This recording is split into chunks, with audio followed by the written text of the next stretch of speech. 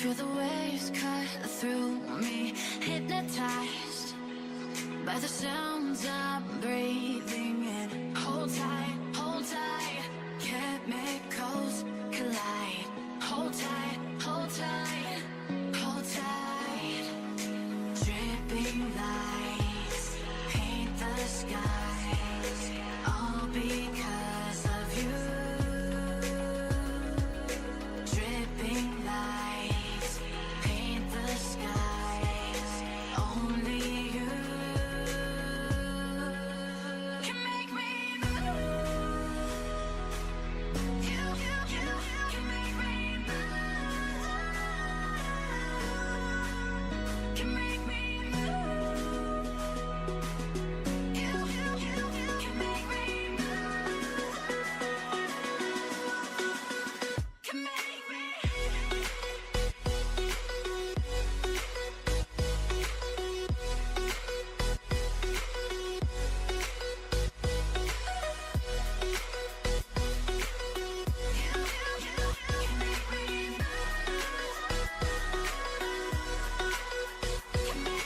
So alive, make it last forever. Stop in time, yeah, I'm surrendering.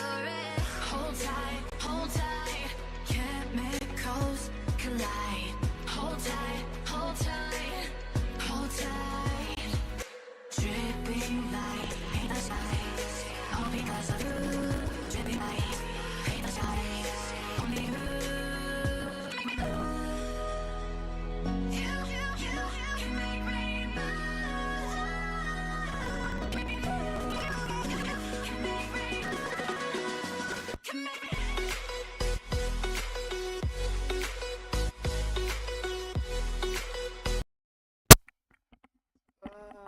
We back. Hold on a sec.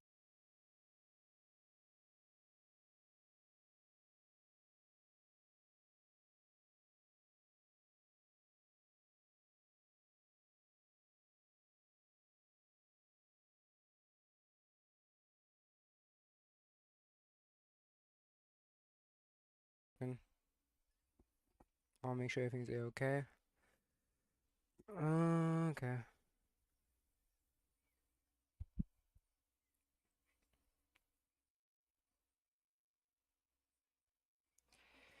Sorry, I've been looking at 2K shit.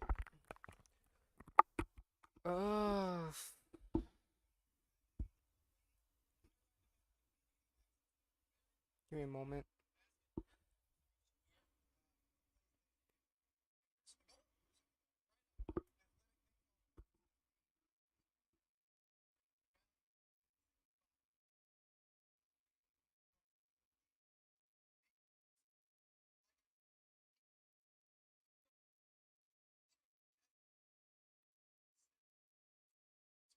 Okay.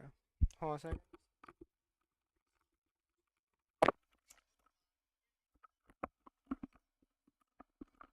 Alright. Alright. Jesus Christ.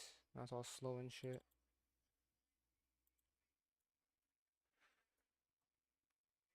Yeah, I need to fix my bat. Oh my goodness. 406 fucking dropped frames. Oh my goodness. Yeah, I definitely need to get the battery fixed on my laptop. Cause my laptop is like I need to get I need my battery replaced for my laptop, and I just haven't I have enough money to get it. So, what's my priorities on the on the PlayStation? So,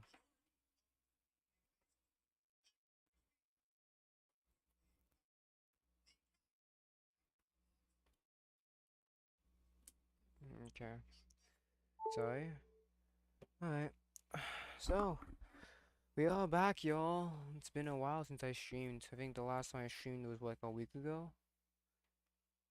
Let me see. When was the last time I did stream? I think it was like a week ago. Last time I was so half ago. So, let me see here. Last week and a half ago. I got subscribers. Got like a little from YouTube Studio. So guys, thank you so much for subscribing. What we are So, I want to give a little update on the fanfic on like talk about that. So I'll give you a little update. So I actually have two fanfics ready.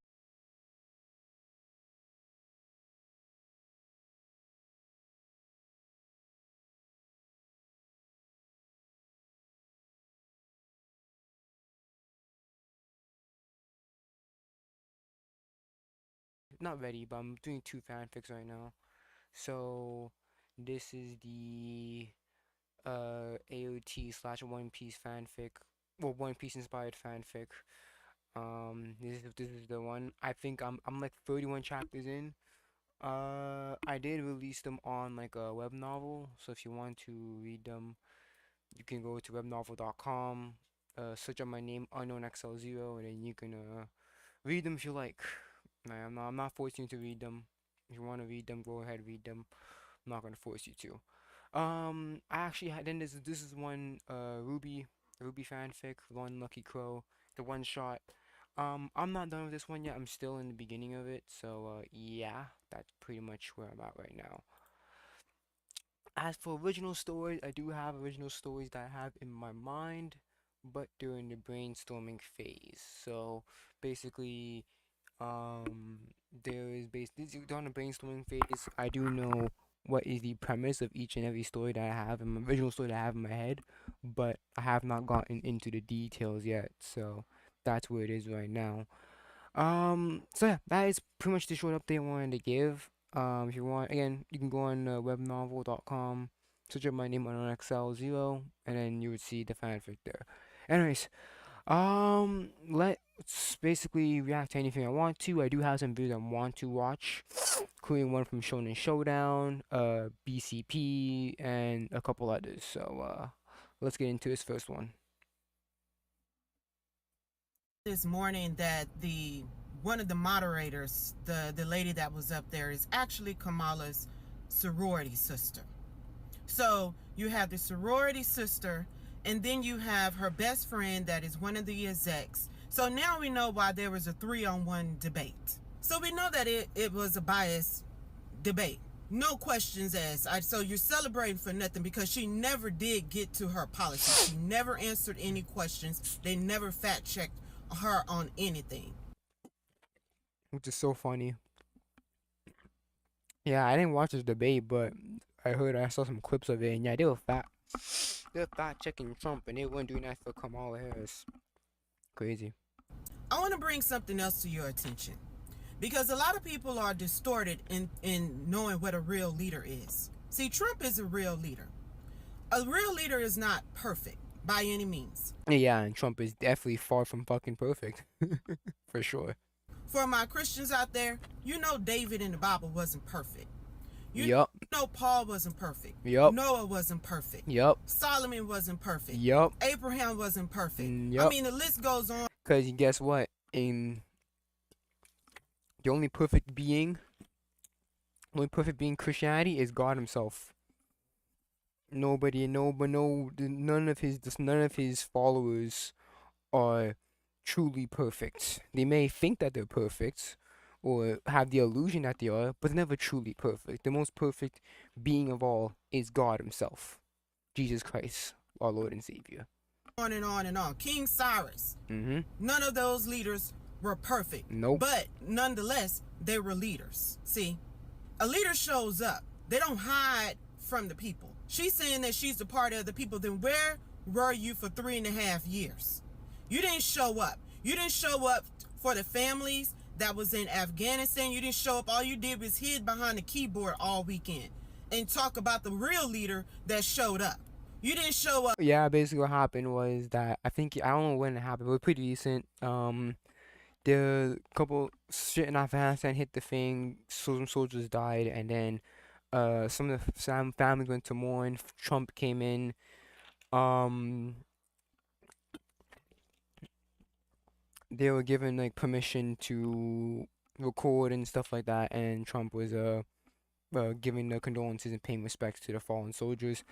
Kamala Harris, when that tweet, when that video went viral for Trump, Kamala Harris replied and basically accused Trump of using the dead the families and stuff as basically for his political gain and shit. So yeah, but she never made a physical appearance there herself. So that's what the issue was. Up to the border. Trump went to the border, even though he wasn't president. He showed up to the border. And for all you black people out there, she didn't even show up to the NABJ. Yep, yeah, that's also true. So basically, what happened was Kamala Harris and Donald Trump were supposed to appear in the black journalist thing. Basically, what happened was Kamala Harris couldn't be there. They tried doing a Zoom call, but that didn't work. So, yeah, it was just Trump. It was basically him by himself in a whole crowd of Democrats, whatever. Trump showed up to the NABJ. You know, so the only leader that's perfect was Jesus Christ. But even back then, in his day, they would have called him an imperfect leader because he didn't concede to their itching of ears and what they wanted to do. He wasn't all about optics. All he was about his father's business, standing on the truth. All right, guys, so we got to talk about some news on a potential second debate between former President Trump and Kamala Harris, because immediately after the first debate, the Kamala campaign insisted on another debate, which was a little bit of a shock to me at the time, because You can approach what I call layman's perfect. I write about it. I write about in books I publish where you can only have minor imperfections or really be near perfect in a specific thing or skill. It's not about to be a robot. Layman's perfect. What is that? I thought that if the Kamala campaign believed that she won the debate, then they would not be willing to do another debate. Now, here's the thing. The fact that Kamala Harris has insisted on having another debate means that at the very least, her campaign, her advisors, her handlers do not feel as if Kamala Harris got her moment, right? She did not knock out Trump, which was the whole point of the ABC debate, okay? Best believe going into the debate, Both of them are Kamala trash. Harris wanted to knock out Trump. She wanted to Robotic movements and perfect everything would be hypothetical, but you can approach layman's perfect, which I wouldn't call when you're near perfect in general things, but not anywhere near God / robot.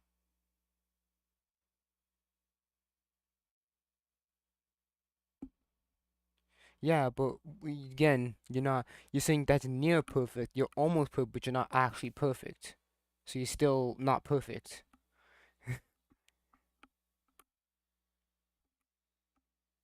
basically end the election right there. And unfortunately for Kamala Harris, she was not able to do so because she's not that talented, right? I mean, she just doesn't have it in her. And this is despite having help, okay? Because the ABC moderators were clearly biased in favor of Kamala Harris. They were fact-checking Trump all night long, including on opinions such as whether or not Trump's claims about the election are sarcasm. While Kamala Harris received no fact checks, although she basically lied all night long. He said the baby will be born and we will decide what to do with the baby. In other words, we'll execute the baby. There is no state in this country where it is legal to kill a baby after it's born.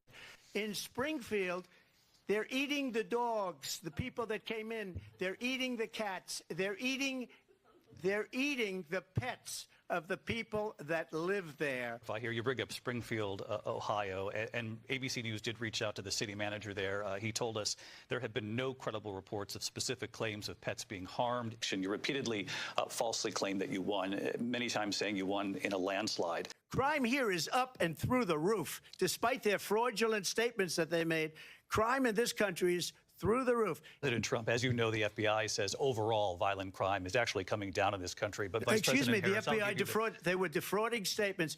They didn't include the worst cities. They didn't include the cities with the worst crime. Tim Walz and I are both gun owners. We're not taking anybody's guns away. So stop with the continuous lying about this stuff. We have to have a buyback program, and I support a mandatory buyback program. It's got to be smart. Yeah, but she's supporting defunding the police.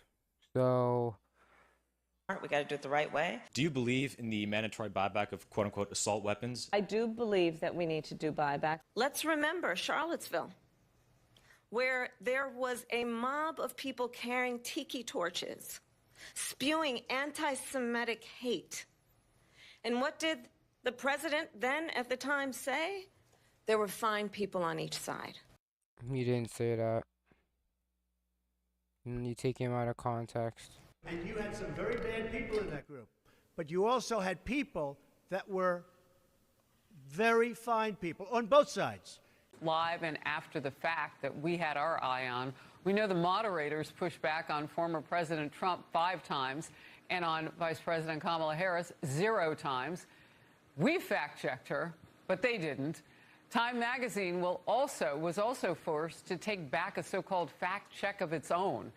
That media outlet claimed Trump's point that Kamala Harris supported transgender surgeries for illegal immigrants in prison was false.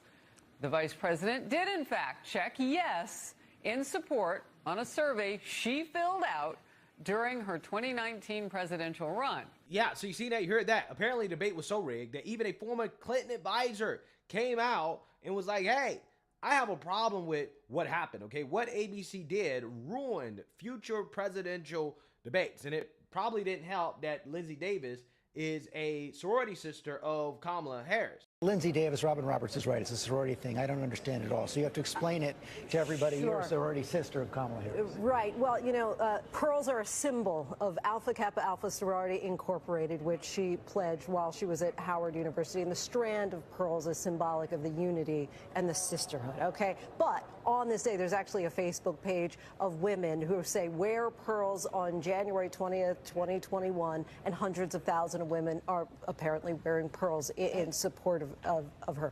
But here's a fact. Do you know if Trump was always like this? It was always like what he is now, that people that don't like, or was he better and different when he was young and very young and changed? If I'm correct, he was basically, again, from what I remember, back then he was pretty much the same. He was relatively the same person, relatively the same personality, and people, even the people in the View, like the girls that were hosting the View, they were fine with Trump back then.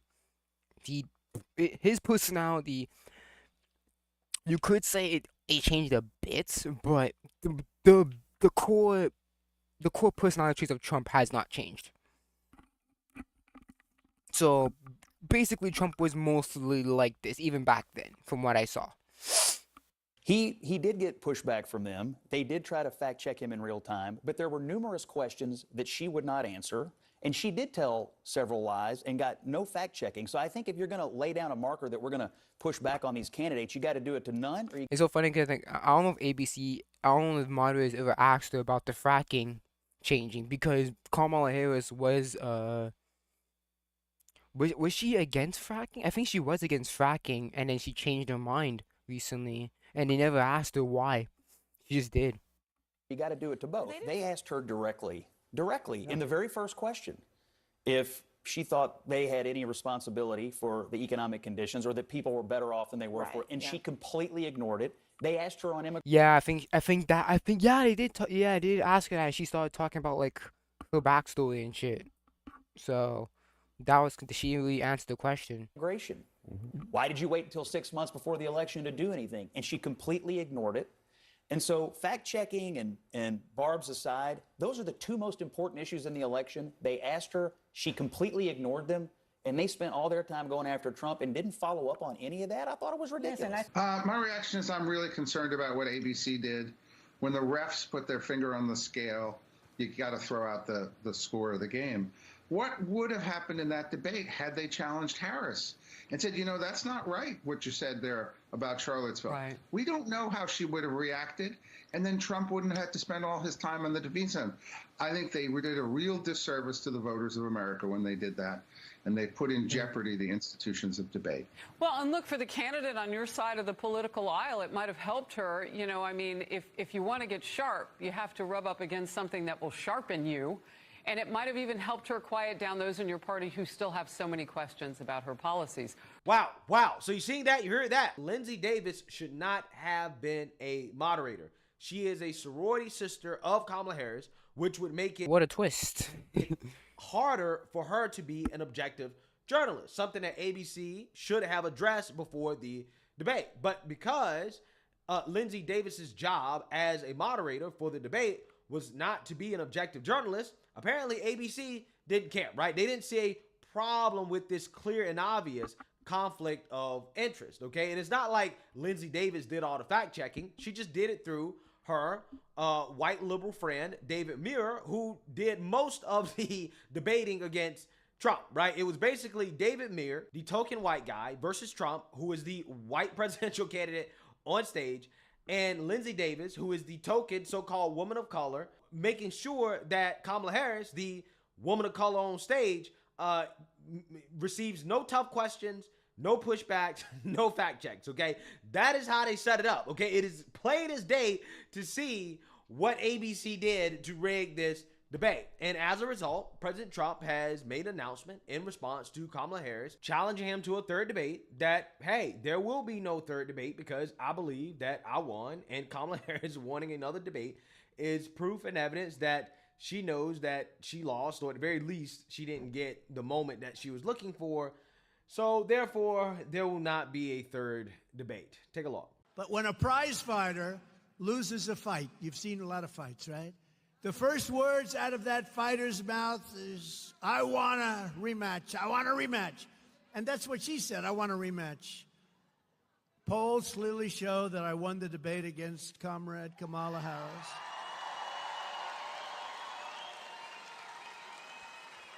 And as you probably know, because, you know, when you say Harris, does anybody know who Harris is?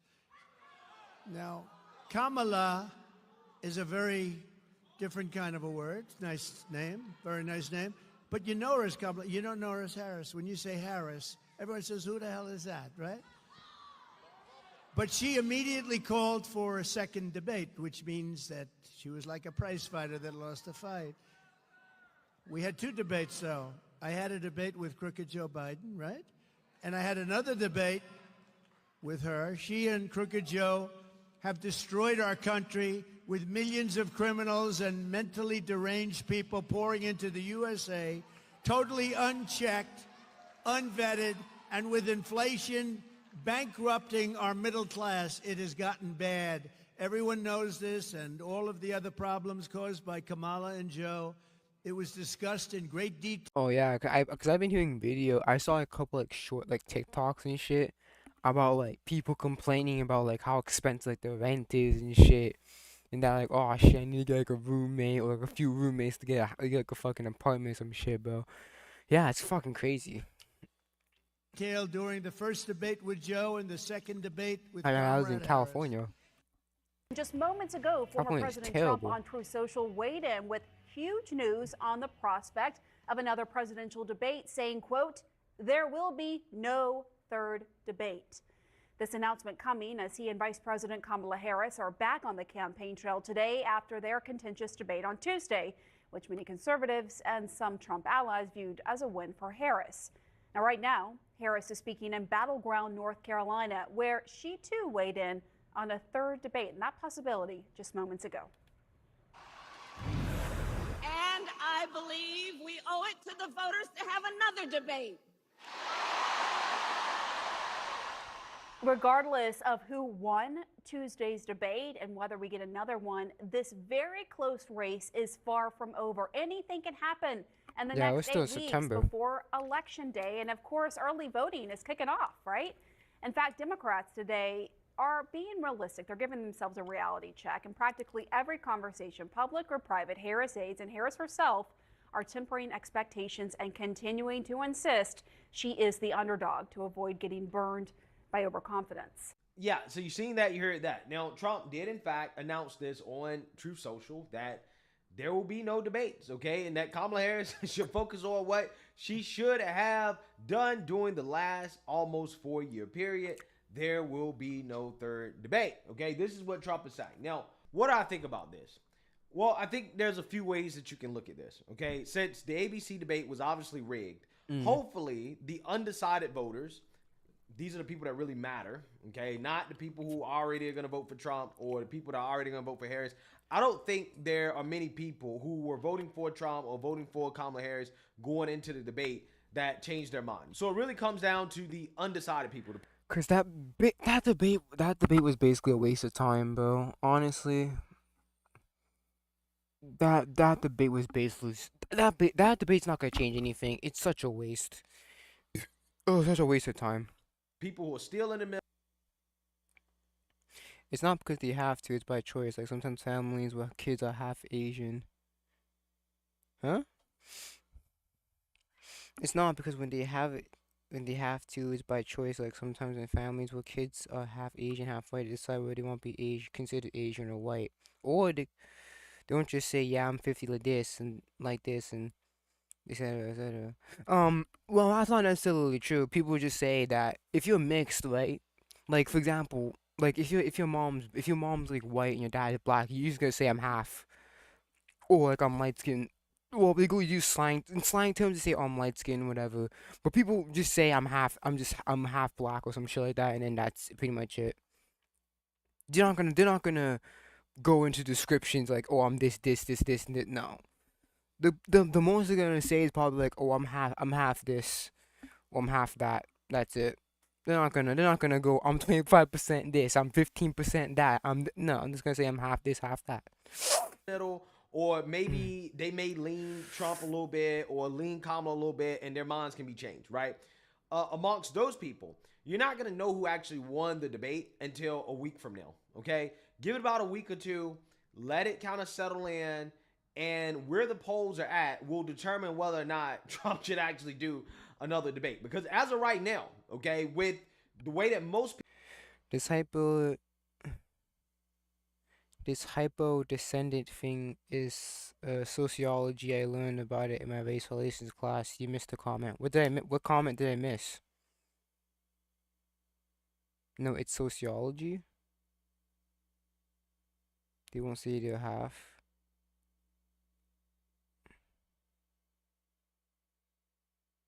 I don't know, but people usually say that they're half something.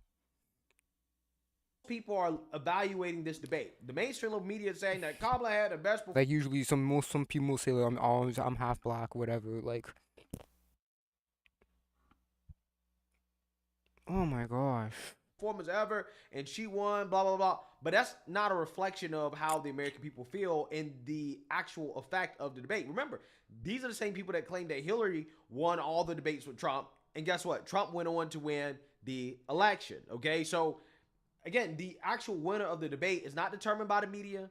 It's determined by the undecided voters, the people who genuinely. In the first match, you got confused on. Yeah, 'cause I don't know what that is. Use the debates in order to determine who they want to vote for. Okay, and we don't know how many of these people. I don't know what layman's perfect is out there, and we also don't know the actual effect that this debate had. Because again, if you're undecided and you're a critical thinker, you definitely watched that debate and knew that the ABC moderators were rigging it in favor of Kamala Harris. And we know that a lot of undecided voters have basically said that, yeah, I didn't learn that much about Kamala Harris, even though she didn't drop the ball. Again, the debate was just a waste of time. Nothing changed. Nothing changed. Legit, nothing changed. There's no point in that debate at all.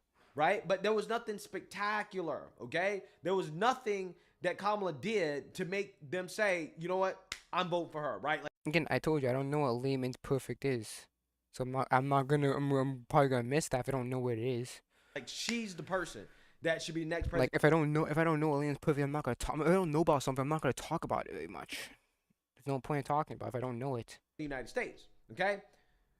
So if the polls come out, let's say a week or two from now, and they're unchanged, or who knows, if Trump gains a slight lead, which going into the debate, Trump was gaining momentum. Kamala's momentum had halted, okay? That's what was happening.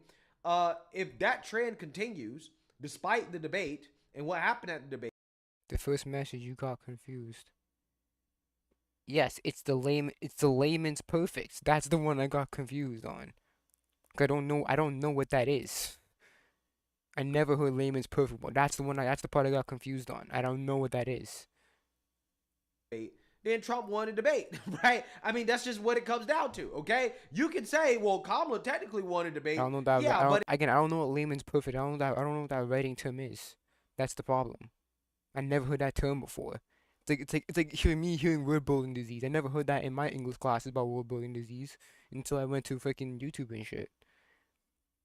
That's the part I got confused. I don't know what layman's perfect is. But again, who really decides the debates? Okay, it's the undecided voters, right? It is the people that are in the middle, okay, who don't know who they want to vote for. And if those people shift towards Trump, then Trump won the debate, right? In their eyes, those are the only people who matter. They're the real judges, okay? So we're going to see in a week or so. Now, if that's the case, if that happens, then no, Trump doesn't need to do another debate. And he will be justified in not doing another debate because of what we saw from ABC and the moderators in this debate with Kamala Harris. Yes, that's true, but also don't forget the mainstream media is gonna call Trump a pussy.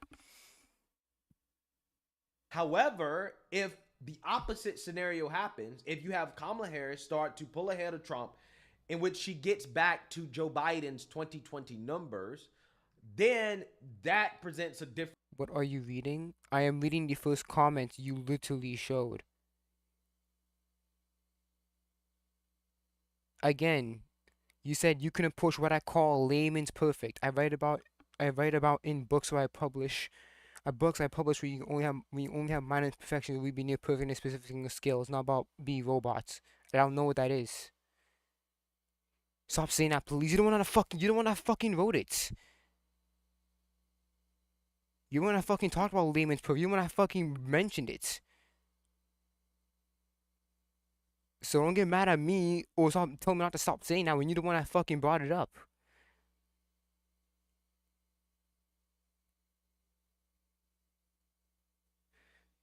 Different scenario, okay? That is a different issue because at that point, Trump would need another debate in order to try to turn things around, okay? Because if Kamala Harris starts to gain momentum after this debate, then that means that the debate mattered and that people decided that I'm going to vote for Kamala Harris. And in that scenario, the scenario that Kamala Harris is hoping for, by the way, the Trump team would need another debate, okay? And a debate would play out in the Trump team's favor because at this point, Trump doesn't have anything to lose by debating Kamala Harris. Everybody already knows who Trump is, okay? They know what he did under his first administration. Kamala is the politician on stage that people don't know enough about, right? So she has a lot more to lose by doing another debate. And the Kamala team... I can see what you're typing through my phone.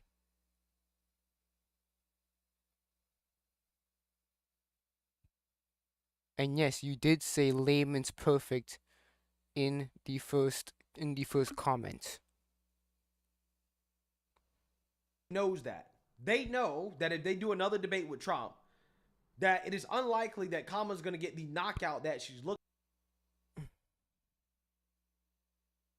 What, you talking about the second comment about fucking robotic movements and shit? Looking for, and that it is possible that Trump will be more prepared and have a better performance than he did in the second debate, the initial debate that they had.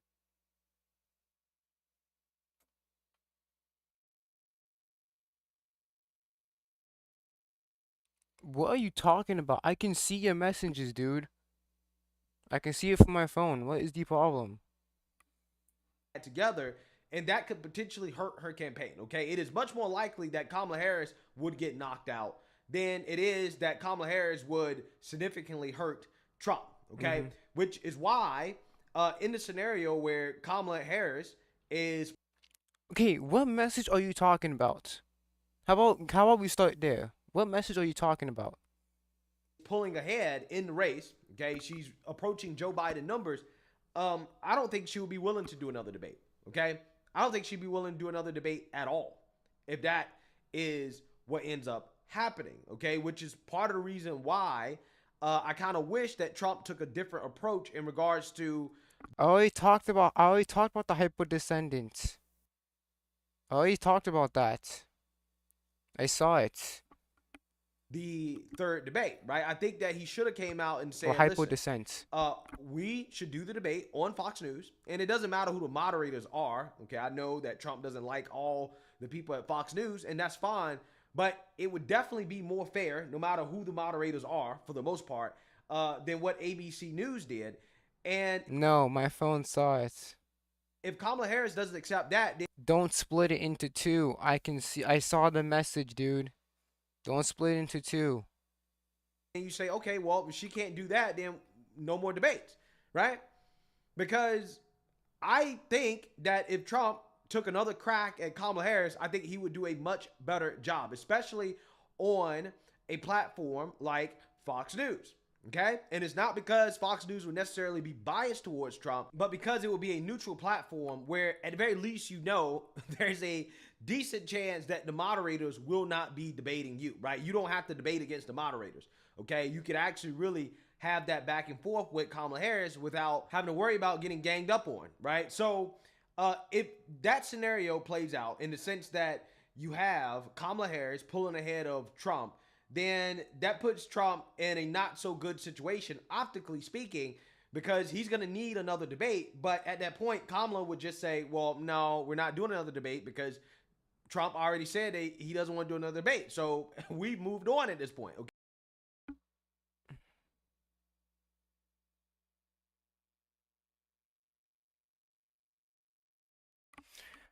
Yes, talk about hypo dissent. Yeah. Hypo. Yes, because Obama is his appearance wise freaking caters towards him being black. So of course he's gonna identify that. Okay, we have things that we plan to do. I did read this. I just didn't really talk. I read it, but I didn't talk about it. We can't do another debate. And this is why I think, optically speaking, the move that I would have made is that I would have said Fox News or bust. At the very least, if you're saying Fox News or bust, people can understand it because we all saw how rigged ABC was, okay? And it makes it look like, hey, you want another debate, right? Like, you're not running away from her. You're not scared. You know, all the things that the mainstream media is going to say, okay? That's not a card they can play as easily because you've already basically said, hey, it's Fox News or bust. And you already know she's not going to do it. So if she refuses to do a second debate and you're falling behind in the polls, at the very least you can say, well, Kamala's scared to do another debate. We usually do 3 presidential debates. Why she only want to do 1 debate? She just said that she wanted to do a second debate, but for whatever reason, she's afraid to do a second debate at Fox News, right? He could play that card, okay? He would have that leverage. But now he doesn't really have that leverage because he's basically said that there's not going to be any more debates, period. However, if the polls stay the same, or if Trump pulls ahead, okay,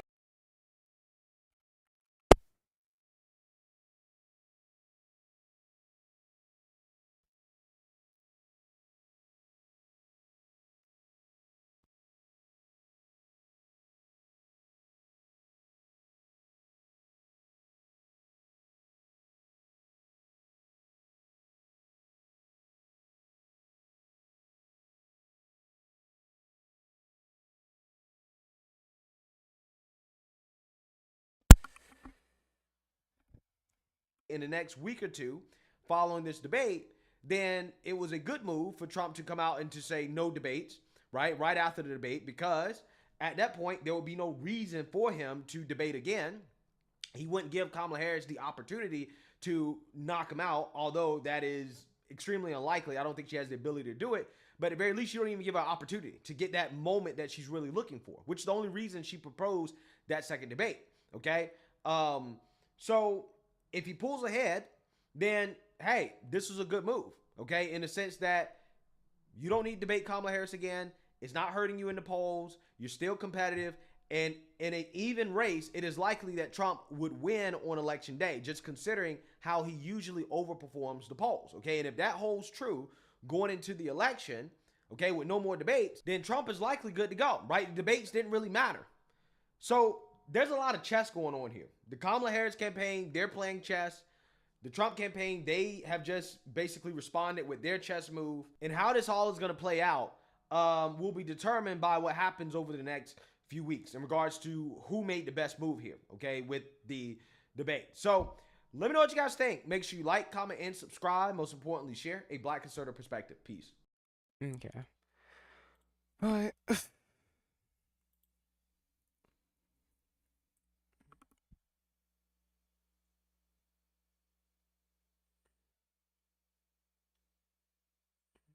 Don't really care about the eating contest. Yo, it's Rob here from Show and Showdown. Today I'm here at Anime Expo 2024. I'm gonna have people eliminate One Piece characters until there's one left in Oh goodness. each row, and that's gonna be the official One Piece crew. Shout out to a whole lot of anime for the elimination game idea. Let's get into it. You have that post-it in your hand right there. You're gonna place it on one character on the board and eliminate them. Once we have one left in each row, that's gonna be the official One Piece pirate crew for Anime Expo. You know, I want to do some like controversial or some damage. You're eliminating Nico Robin? Oh my God. This is what we're doing already. This is what we're doing already. Because I just wanted to see some fire. But there it is, Nico Robin. That's so stupid. You do realize that Nico Robin is one of the most important people in the series, right? Because she's one of the only people that can read the poneglyphs. So the fact that you're removing her, it's like, again, he's doing it for controversy, so him taking it out doesn't really affect anything. Robin is the first to get eliminated. I gotta do it because he did my boy dirty, and I hate him. Oh! Get his ass out of here! Damn! He's garbage! Why'd you get rid of Blackbeard? Because he's ass! He's garbage! He killed 8! So who you eliminating? And not only that, he also killed he's willing to kill his crewmates to get what he wants. So if you're in his way, he'll basically if you're in his way of getting something that he wants, he'll kill you for it.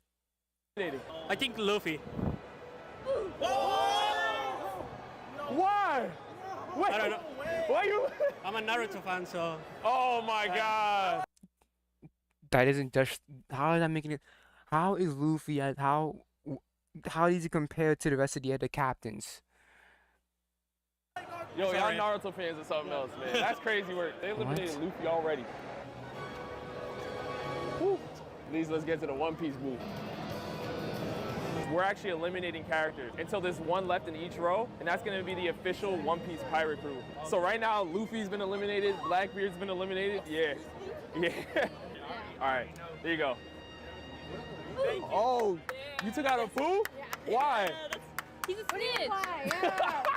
He's the first to go. Oh, Lafitte? Why? I just don't like him. You don't like him? I don't like him. Character that I didn't care for when they're introduced. Wait. That's Yamato. What? Why you get rid of Yamato? Why get rid of Yamato? Because it's, I don't know. I feel like they'll go. They're introduced at the very end, so maybe they won't make it out of the Great War. Who you getting rid of? Buggy. That makes no sense. How would she? That's not explaining why she's the bad vice captain. Getting rid of Buggy? I do not like him. Wow. Wait, who is this? That's Nico Robin. They got rid of her. They got rid of Nico Robin. Why? And they got rid of Luffy. No, they're not getting Law on this team. Oh my God. No one's getting Law. Damn. Man, get rid of Law is crazy. He is my favorite character, so I'm gonna just do it. Zoro? Wait. Why you eliminate Zoro? Get lost somewhere else. To get lost somewhere else. Man, Zoro got packed up. I told y'all. True. I would say that he's not in this role by himself. He's not the strongest, and then he's also one of the dumbest here. Sabo's still alive. We love it. Who you getting rid of? This brother, baby. You getting rid of Lucky Roo? That's right, baby. Why? He's on the Red Hair Pirates. I know, but man, I'm sorry. I'm sorry, man. You know, since they already got rid of me, might as well get rid of not the greatest swordsman. Not the greatest swordsman. I'm gonna get rid of Sanji. What? I mean, Zeph is a better cook. To be less pervy in these later arcs, bro. Oh man. And then him and the girls and shit. But that makes him fun. That makes Sanji's fun. It's like you know when you have a girl around Sanji, it's gonna be fucking funny. Ruining his character, Yo. Otherwise, he's great. I'm gonna go with this guy right here. Oh, Van Auger? I see nothing wrong with Sanji acting like that whenever he's towards women. It makes sense of his character. Okay. I mean, he does have the warped devil fruit though, but I mean, I guess if you don't need it, I saw the crew doesn't need that he was really good in the recent episodes, but I haven't watched that yet. I'm gonna do something very controversial for the memes. Be careful. Be careful now. There's a lot of pressure. I'm gonna embrace the chaos. We're removing Chopper. Wait, what? Embrace the chaos. Why are you doing that to Tony? What's going on? We're getting rid of everyone good, so we gotta get rid of Chopper. Facts. I mean, you're getting rid of Luffy and shit. Fuck, get rid of all of them then. I'm eliminating Shanks'. Ben Beckman. Ben Beckman. Well, you see, our two options is the Revolutionary Army's second in command. Okay. Or the Dark King himself, Rayleigh. Okay. So between these three, the weakest option here would be Shanks' right-hand man. Wowzers. That last part hurts me a little bit. It hurts. No, I'm not saying he's weak, but of these three options, it took a whole Rayleigh. emu blast to take care of this motherfucker, all right? Of course. All I'm right. Team Sabo all the way. We didn't see a lot of Ben Beckman though. That's the issue. Ben Beckman's Ben Beckman, y'all. You know what I mean? It's Beckman, okay? Yeah, I understand. Right. But I get Shanks' right-hand man. it. Though. I respect it. I actually respect that answer. I'm gonna delete this guy just because he's looking at me funny. He's looking at me Oh, Iceberg? funny. He's looking at me funny. I'm taking this one. You taking out Kaku? Kaku's funny. What? It was so funny. It was so funny when freaking Zoro I was underestimating Kaku because his power was a giraffe, and he became a giraffe, like cutting through buildings and shit. Oh my goodness, man. You one of the strongest shipwrights on the. Nah. Oh, so you gotta eliminate. Yeah. Bro got eliminated. Well, everyone gets a chance to eliminate one character. Niggas tripping on the roof. Yeah. Y'all niggas okay, I see you. He hasn't done shit. All right, cool. He didn't even have to pull it all the way out. You in the story, you wrong. Pause. You died. You couldn't even go and save your son. You went, and when you look, no, this young white here. No, the problem is that because Ace was saved, but the problem is that Ace's temper got him killed. He got himself killed because Icon was basically doing the oldest trick in the book and talking shit about Whitebeard. If Ace wasn't hard-headed, he would have lived. Y'all wouldn't want Mr. No, I think Whitebeard would still have died. I think Whitebeard would still have died. Whether Ace came out there alive or not, I think Whitebeard would still have died. Get it done. This is Mr. Get It Done. Every arc, he gets it done. And y'all Yeah, of course Luffy's the main character. Of course he get most of the shit done. eliminated him before Shanks. That. Yeah. I just want to say I love my brothers, you know? Yeah. But I gotta take Rayleigh. Oh! So that's it. That's it. I gotta take Rayleigh Rayleigh. locked in as vice captain. Yup, I mean, makes sense. That nigga, he's the reason why Luffy how he is today. Like in the post-time skip, all the hockey and shit. Rayleigh trained Luffy, bro. I'll have my vice captain. Okay. Between him and And plus, he's rational too, cause like he knows that now how he is now, like his strength now. He knows that he can't beat Blackbeard. He's rational. I appreciate that. Okay. Eliminate somebody, bro. You gotta eliminate somebody. Yeah, you got eliminated, Yamato. There you go. There you go. Oh, okay. Okay, No, makes I would've sense. done Makes that sense. too. Makes I sense. would have did that too. He's from the Giant Pirates. We don't really know him that much. Yeah, it makes sense. Already done got rid of the goats. Bet. Y'all got rid of the goats. Wait. Hey. Yep, I mean, yeah, they got rid of Luffy, got rid of, fuck. No, Nami's not gonna be on that team. Fuck that team too. If my nigga can't beat it, my nigga can't beat it. She can't beat it. That's true, though. Go anyways. He lead his captain where he need to be. He damn near lead that.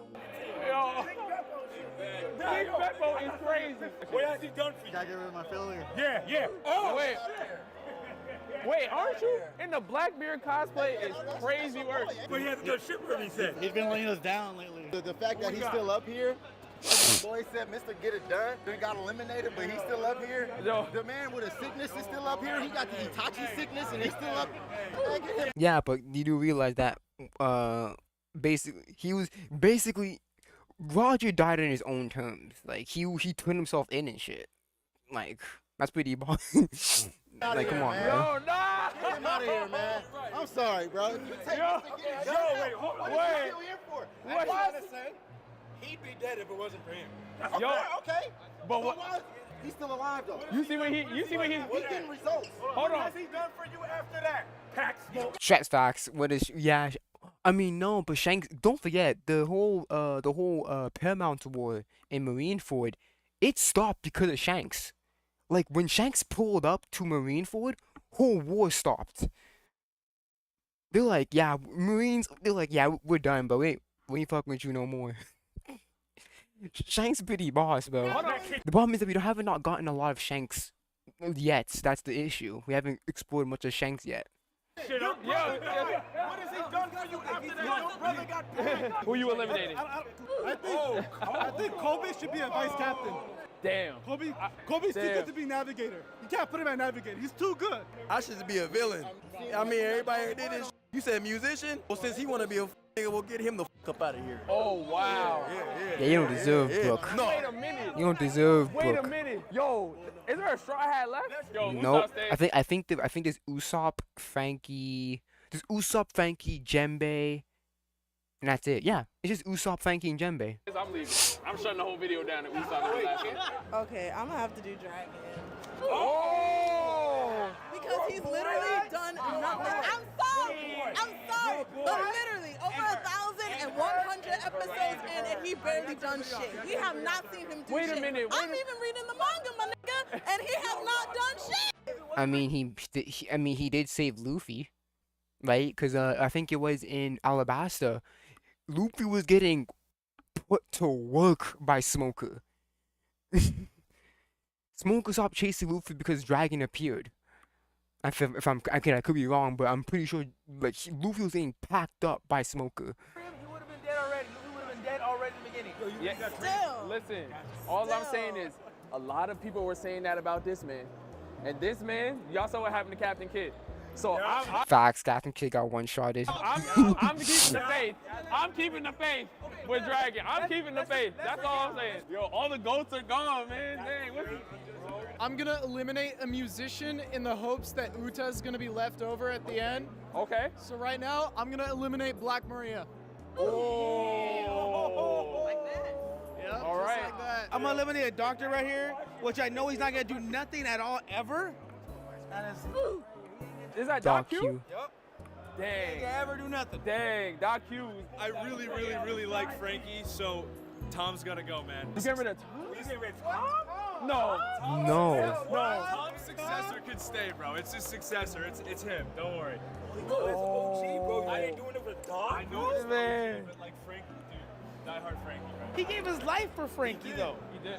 We gotta let him live then, right? Exactly. Yo, It's gonna be crazy right now because this goes well. they did not put the rat shanks together. Yo. You're a Mihawk fan. I know a Mihawk fan when I see one. The snitch list is crazy. Oh my God, yo. I can't believe I just saw that. I can't believe I just saw the Shanks is a rat meme is ridiculous, man. All right, so we're doing a quick halftime. There's barely any Straw Hats left, so you know how AX is. Yeah, because I think you only have what? You have Djembe and you have Frankie left, and Usopp too. Everyone else is gone. I'm interested to see who wins between these two. Really, is actually the only character that's actually locked in so far. How Usopp still survived, I don't know. But Or you better keep Odin. They dumb niggas. They better keep Odin, bro. You better. I swear, if they take out Odin, I'm actually fucking start swinging, bro. again, I'm deleting the video. Y'all probably you won't even see it. Let's finish this up, man. You did my boy dirty. Oh. You removing pudding? Why? But she did my boy Sanji dirty. You know she can read the poneglyphs, though. You know that, right? Yeah, well, Nick Robin did better. Who's also gone? Who's also gone? They got rid of Exactly. They got rid. All right. Usopp's long, nose is too long. Yes. Sorry, he gotta go. He's just gotta go. Yes. All right. That's that. That? He was Whitebeard's cook. Yeah, but I'm pretty sure Yasop is there, so Yasop is basically a more experienced Usopp. And then Understandable. Blackbeard killed him. Oh. Yeah. Yes, it's Fatch. Yeah. Yes, because Fatch, he found the, because Blackbeard was trying to find a dark fruit, and then Fatch got it, and then I think Blackbeard tried to convince him to get it, and then that didn't work, so he just, and I don't know if he tried to convince him, or just straight killed him. I would have surprised if he did both. But yeah. Anyway, yeah, Blackbeard did kill Fatch, and he took the dark fruit for himself. All right, I'm going to eliminate Smiling Zeph. friends. Can you put it on there for me? I got you. Yes. Zeph, though. So now Thatch is the cook, for sure. Nope. I think you have someone else. We have Lola left. Wait, really? Yes. Oh. I'm looking at the archaeologist right now. Uh-huh. I'm gonna have to go with my boy right here. You getting rid of Odin? Yeah. Yo. You getting rid of him? Out of the people here right now, like he has the least amount to contribute in terms of archaeology. I mean, listen, my thing is the cooks are looking kind of skimpy right now. They got rid of Sanji. I know. They got rid of Puddin. I'm like, all right, Lucky Rue's gone, so I'm like. Okay, if they get rid of Odin, bro. We might need a little bit more firepower. That's but all. she big, so she probably know how to cook real well. Like the big girls know how to cook and shit. Like, you know what I mean? Why are all the good navigators gone? crazy work. Why is this nigga always appearing, bro? They took him away. But I'm gonna just go ahead and try to be a little different. Bro, again, they usually him and Sean usually collab a lot, so he probably purposely found him. I'm not sure if he purposely like Trace called him, yo, where you at? Hey, do something, do this for me, please. Cause he always appears in every episode when he does this. And say that Capone is not a good sniper. I don't know why the hell. Wait. Your boy is even there. You getting rid of Capone, Have you ever seen the man shoot a gun ever? No, he got people that shoot guns for him. He barely shoots, unless he do all father, but that's still barely him shooting. So. But I see one particular person, a real bum of the last arc, I'd have to say. Wait, Vegapunk. That bum, Vegapunk, is the reason why Kuma suffered so much, y'all. It's all his fault, bruh. He made the pacifistas. He ruined Kuma's brain. Everything we saw in Egghead, he's an enabler. My brethren. Yes, you a sir. real nigga for real. Okay, you're getting rid of Lola. Get all right. rid of Lola. I love her, Thatch but nah. is locked in as the cook. Bench got it, bro. Okay, Bench all right, got there it is. She made a good cake, though. That's But all, yeah. She did make a good cake. I ain't gonna cap. We're gonna take out my boy Roger. Taking out Roger? Yes, sir. We gotta have the GOAT himself. The GOAT himself. It's on the chest, man. Whitebeard is the captain for AX. Okay. He has to be the captain, dude. He died like a badass. All right, I think I might have choose. I might choose him. Izo? Yeah. Wow. Izo was boxing with CP0. That don't count for anything? I mean, nothing? if he's kind of a sniper, then he doesn't. He just do pistol. That's it. This is easy. She's gone. That's Gina from the Foxy Pirates. Yeah, Makes those are sense. people you gotta get rid of. Cause how could you not pick Frankie though? He's the shipwright for real. I'm gonna get rid of it. I'm gonna get rid of it. Right here. Okay. Sorry. Building Snake? Yeah. All right, yeah. He's on the Red Hair Pirates. I agree with that, though. You got to get him out of there. Navigators, they got rid of Nami. They got rid of Kobe. I don't know. It's tough. It's tough out here. You know, I can't with this nigga. Wait, you get rid of Sheik? Sheiky. Oh, my God. He's one of the best helmsmen on the whole. I know, but the reason why it's just his character. He just forced Nami to just leave the crew because he had, you know what I mean? All right. I mean, I understand, but Nami's gone already. They already. I know, but I hate him with all my life, bro. Like, all right. I respect it. Yeah, I'm glad that Luffy beat his ass, bro. He was one of the best characters early on, but he's got to go. Oh! He's got Crocus. to go. We don't know if he has a devil fruit or not, but these two, no offense, if he doesn't, they just automatically are better than him. He can be like the most legendary doctor, but these two have magic superpowers. Yeah, they're definitely dealing with. That doesn't really mean anything, bro. Just because you have a devil fruit doesn't mean you're inherently just stronger. Cause you can have hockey too, right? Shanks does not have a devil fruit, but he was he one-shotted Kid. So having a devil fruit doesn't mean inherently you're stronger. Okay. That's just my point. I'm not mad. Manchuri's a very underrated pick right here. Very underrated pick. We'll see what happens. He's a nobody, this one right here. Yeah. Absolute okay. nobody. Yeah, that's Road from the Giant Pirates. We don't know a lot about him, so I agree. I agree with that actually. That should have been.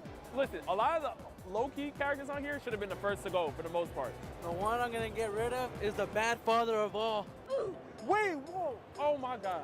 He left his son. I know, but yo, all right. You know what? It is done. Understandable. It's done. It's been done. All right. Just like Kakarot. So Yazov is gone. So that means Hibari is now the sniper for AX. This crew might be one of the worst crews. I don't even know what. It's freaking. It's Blackbeard and fucking Rayleigh. They're carrying this crew. Just to save it. Here we go. Marjorie? Okay. Yeah, because okay. Law should have been the doctor anyway, but I mean, hell, if this is what we got, then this is what we got. Okay. So Yeah, Marco. Marco is locked in as a doctor. Yeah.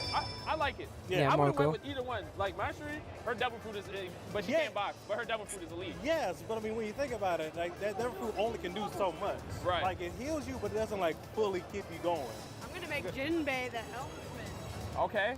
Perfect. So got rid of Hakugan from the Heart Pirates. This is Law's helmsman, by the way. I understand it. The skills operating a submarine is tough, but like it's Jinbei. You can't box on the level of Jinbei. He's the GOAT. There's no way. You gotta go with Jinbei. Who you getting rid of? That makes sense. Bong Punch? Okay. Yeah, that makes sense. All You right. don't really know much about him. He's on the Red Hair Pirates, but I get it. Damn. Oh! I Yo. He has their own movie. Yo, Patricia, Uta. This is film red right here going on. All the film red. All right, so now Uta is the musician. Yeah, we're eliminating. So you leaving Clover left. Absolutely, I love Clover. I love Jinbei. Awesome. What's more to say? Yeah, Beppo. Absolutely. All right. That's it. Awesome, thank you. All right, so this is what Anime Expo came up with for their One Piece pirate crew. I mean, I love having Whitebeard as captain, even though I would have some other choices. Rarely as vice captain is a W pick. We love Jinbei, but Shiki was also on the board for helmsman, so I don't understand what's going on. When you look at the cook, I mean, we can respect what happened to Thatch, but him being the last cook on the board is absolutely blasphemous. When you have somebody like Sanji. Oh, Zeph. Have somebody like Pudding there that can read poneglyphs. Blasphemous pick, but it is what it is. We have Beppo here as a navigator. Wait, can Clover read poneglyphs? I'm not too sure if he can. Makes no sense whatsoever when Nami is on the board. Even Kobe, who has hockey out the wazoo on the board. Oh my gosh. Clover, I put Dragon there. Dragon was at O'Hara with Vegapunk, and we ended up with Clover. All right, it is what it is. As long as you have a powerful enough crew that can protect somebody like Clover so he can continue to do his research, then it's fine to have him there. Oh wait, we didn't even pick the strongest cook or the strongest helmsman. Next up, Sniper in Hibari while Yasop is there. Blasphemous pick, but Hibari is still a decent sniper, so we have to give her some respect there. Marco as Doctor, we love it. Come on now. I'm not too mad about it, even though I think Manchuri or Law would have been perfect. Uta as a musician, we love Uta. You gotta have Uta there. And then Frankie as a shipwright. Come on now.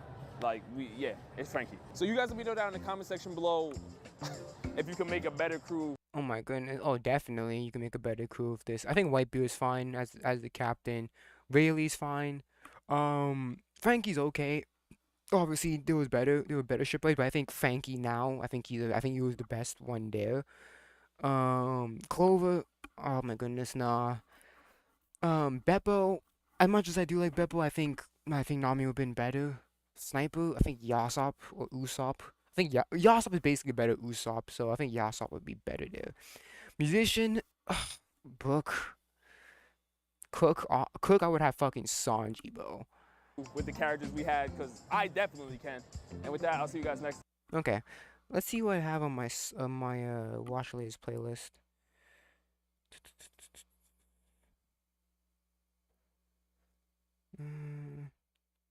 Action Jackson, okay.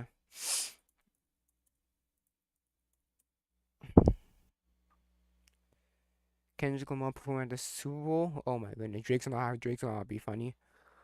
Drake's gonna be there. Comme vous, la santé de votre chat, on en fait une Yeah, we're talking about cats and we have the cat ad. Come on, bro. obsession. C'est pourquoi la nourriture pour chat Akana regorge d'ingrédients d'origine animale, de fruits et de légumes qui favorisent une bonne santé. Vous verrez la différence. Akana, obsessivement d'ici.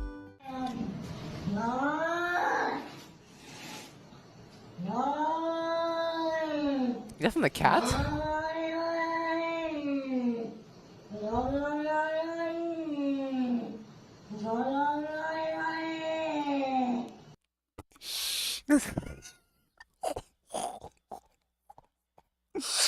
That's really from the cat. Oh my goodness. Sound like it's singing some freaking old 15th century freaking ritual, man. What the fuck?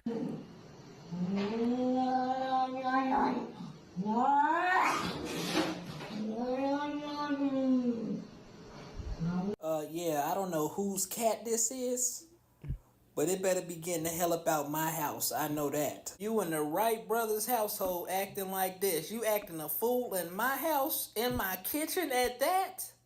You in my kitchen where I eat, acting like a demon in front of my refrigerator. I'ma get a broom, I'ma get a water bottle, and I'ma grab the Bible and I'ma tear your ass up. Hell, I might just throw a Timberland boot at you. I knew this wasn't a black household when I seen the damn air fryer on the ground. You knocked over my air fryer? I don't know what damn sound that cat is making. It sound like a damn cougar, a transformer. I'ma beat it out of it. That's what I'ma do. Sound like some shit off Insidious. I don't play like that. Yeah, call it animal cruelty if you want. They gonna have to call Peter to come get me off this damn cat. This motherfucker hissing at me in my house? What? They gonna have to get Sarah McLaughlin from the In the Arms of the Angel song to come get me off this damn cat. What the hell did y'all do to it is the question. Did you try to stick something up his ass? That's one thing animals do not like. You trying to stick something up their ass. Leave their ass alone. I've been seeing too many videos of y'all pale people messing with these damn animals, trying to force your way onto them, trying to mess with them down there. Leave these damn animals alone. There's no way you got this cat ready to murder you in your own home. Couldn't be me though. We would just be in there fighting like Peter Griffin and that damn chicken. It's gonna be Action Jackson versus this damn kitten. Let's get it. What did Ubisoft do now?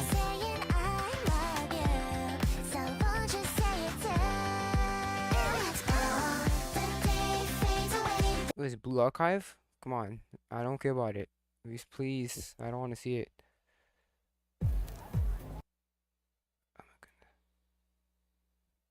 Oh my goodness. I don't know why I started doing it now.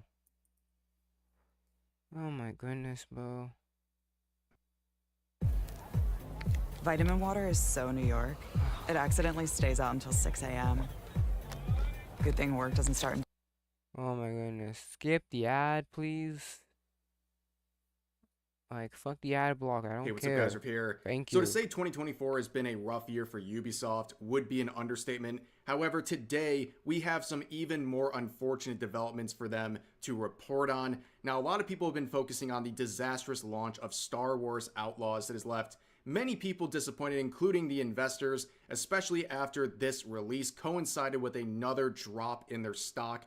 Currently, the Ubisoft stock is at an all-time low for the last 10 years. Now, people are coupling the release of Star Wars Outlaws with some demands also being made by very disgruntled investors who are making some very tough demands of Ubisoft in an attempt to turn this thing around, including the company private, selling the company, and even firing the CEO. And just when you thought things couldn't get worse in the current environment for Ubisoft, another bomb drops right here. So this headline alone is making these investors fall out of their chair. Okay, it says this: Ubisoft mentorship program developed at Ubisoft discriminates against males based on their sex.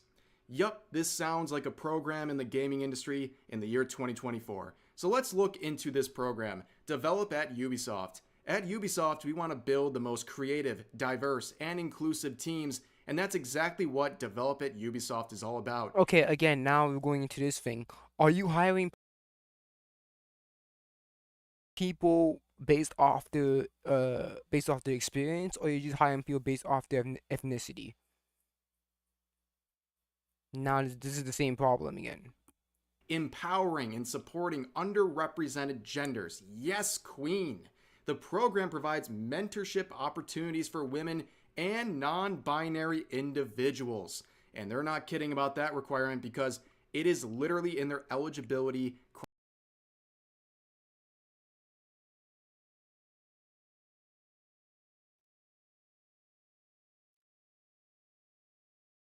The selected candidates will create a project determines. That's just sexist. Criteria. You legit sexist. Oh my must goodness. identify as a woman or a non-binary individual to even apply. That is crazy. That is in the year sexist. 2024, the progressives It's so funny that they're talking about, oh, you know, stop being so sexist, but yet you're being such a hypocrite. This is you're literally doing right here.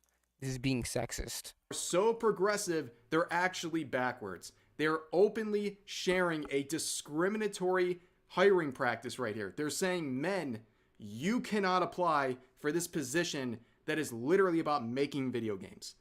That is crazy. It shows you that identity is more important than the actual resume you bring forward. This is ridiculous. And also it opens up Pandora's box, right? It's not so close-ended. It's open-ended. It says, if you identify. So what is stopping a potential candidate here from just... Yeah, because you could just say, you could be a dude and just put on some makeup, say, I'm a woman. Bam. Here you go. You're not accepted. Come on, man. identifying as a woman or non-binary? What's stopping a biological man who identifies as a man from simply listing themselves as a woman or non-binary on their application? Like, what is Ubisoft going to do to combat that? Are they just going to say you're a liar? Because that wouldn't look very good for such a diverse programmer, right, to not believe someone's identity. But it gets worse because people realize this isn't exactly new. This program, by their own admission, is in its fourth year now. Fourth year in a row developed at Ubisoft. This has been happening for 4 years? And I'm only hearing about it now? That shit crazy. Doing this mentorship program based on these identity requirements. And digging deeper into the history of Ubisoft, these sorts of programs are not surprising. In fact, the then Vice President of Global Diversity, Inclusion, and Accessibility at Ubisoft said in an interview back in 2022, when they were asked, what is your key priorities for your team over the next couple of months, her top priority was their first ever global self-identification program where we invite team members to share additional information voluntarily and confidentially about their identities such as gender identity, race/ethnicity, or... So basically this program, of course, then what's the point of the fucking program then? If your priority is not fucking making the college graduates fucking to get into the gaming industry. There is no point for this at all. Your priority should be, hey, we want to help young graduates who want to go in the gaming industry get the foot in and get a preview of basically what it's like to be in the game industry instead of being the freaking your main priority should be, having as much diverse people as possible. Disability, because apparently these things are really important towards making a goddamn video game. Yeah, and also I guess learning about the game industry is not important. I guess it's more important to have self-identification and your ethnicity rather than. Okay. If those characteristics are white or male, you're probably not getting a lot of points with the company. But going forward in that same... What if you're a black male? Ooh. What would they do then? Because if they don't hire you, then you can say, hey, you're a racist. Bam, find a loophole. Interview, she would brag about how many more female employees they have gotten into the company. In fact, she said that basically half of their executive committee are now women at Ubisoft, which again, there's nothing wrong with hiring a woman or anyone based on their merit of their work, but it seems like at Ubisoft, they are hiring people based on their identity first and then their qualifications next. And it's really showing with the products that have been coming out for Ubisoft. The last couple of years have been a disaster. And also the fact that during this span of years, this program and mentorship has existed, the stock has plummeted steadily. And honestly, the jokes just write themselves at this point. But I'm glad this article also used an image from Skull and Bones. This is a Ubisoft game that I didn't even realize released earlier this year. So this is another 2024. I know Sea of Thieves. I didn't know fucking Skull and Bones. What the fuck? Damn. I know Sea of Thieves existed. That's a Xbox exclusive if I'm correct. I didn't know Skull and Bones. Like, what is Skull and Bones basically the bootleg Sea of Thieves? Disaster for Ubisoft, and I've been meaning to talk about Skull and Bones, and it's been very relevant recently because a lot of people are sharing some financial estimates and analytics that people have been making regarding Ubisoft and its stock. They're saying that not only are the estimated copies of Star Wars Outlaws and other Ubisoft products going way down, but also the value of the stock is plummeting. And in this, a lot of people expected their estimates to be based on Star Wars Outlaws or, in the future, Assassin's Creed Shadows. But that's not the case. They made these estimates based on two AAA games that have already gone out, Skull and Bones and Avatar: Frontiers of Pandora. Now, Skull and Bones is listed here, and let's talk about Skull and Bones. Okay, this game, an absolute disaster for Ubisoft. So back in 2013, Assassin's Creed Black Flag comes out, right? Oh, such a good game. I understand people don't really like the sailing part of it of Black Flag. I don't mind it. I love the fucking, the ship battles and shit. I like those parts of Assassin's Creed. I know people don't really like that part of Assassin's Creed Black Flag. I do. But yeah, Black Flag was pretty good, man. And a lot of people consider this kind of a middle-of-the-road Assassin's Creed game, but they considered it a above-average pirate-themed game. And a lot of people were asking Ubisoft to make a dedicated pirate-themed game, and that's what they immediately started developing with Skull and Bones. Long story short, this game was in development for nearly 11 years, with hundreds of millions of dollars spent, multiple changes of leadership, multiple changes in the graphics of the game, multiple changes in the direction of the game, changing the game from single player to multiplayer. This game had so many different identities, it pretty much forgot who it was, right? And not only that, it took so long that eventually people just didn't want anything to do with this game. They lost their patience, and at one point, based on the very negative reactions to various previews of this game, there was a theory out there that Ubisoft was going to scrap this entire project. They were going to get rid of Skull and Bones. However, in 2021, some very interesting statements were alleged. It was alleged that they wanted to abandon this project. However, the Singapore government said no. Now, what's going on here? Well, when it comes to Skull and Bones, Ubisoft trusted their Singapore office and developers to make this game. And in that, they made an agreement with the Singapore government, which apparently must have required Ubisoft to complete the game. So when they wanted to jump ship here, it was alleged that the Singapore government came in and said, no, you are going to finish. So they're not even making a game because they want to. They're just doing it because they have to. Because the freaking Singapore government is based. That's the deal between them and the Singapore government. So they're just gonna fucking half-ass it and that's it. Hey, look, game's out, deal's over. Finish the slop. And that's exactly what they did. This game was an absolute disaster right from the get-go. So bad, not even the game's journalists and reviewers wanted to save this. Of course, IGN gives it a 7 out of 10. Like, the 7 out of 10s in IGN is so pointless. Like, don't even... Like, whenever I listen to IGN's ratings, there's no point, bro. Like, IGN's ratings are so ass. But, yeah.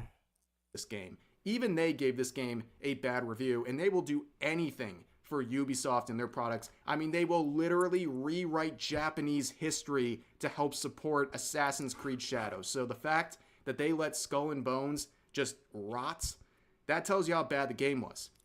And also, the release was also complicated by a horrible statement. Oh, a quadruple A. Oh my goodness. A quadruple A game. Made by the Ubisoft CEO right before its release, only days before the release.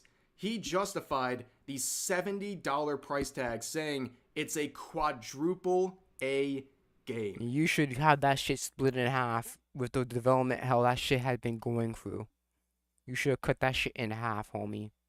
This would go down as one of the most ill-advised statements ever made in the history of gaming, okay? This would be memed on relentlessly. The first attempt at a quadruple A game. And what happens? It absolutely fails. Only weeks after release, it was reported that less than 1 million players total were playing this game. Included in that number are free trial players. So not even all of that number are paying customers. A lot of them were free trial players. But you know what? For the sake of it, let's just say all of them were paying the $70 for this game. And let's even round it up to $1 million, right? Mm-hmm. So they sold 1 million copies at $70 a pop, $70 million. How's that look? Well, not very good because the alleged budget was $200 million. So even giving them... Oh my gosh, man.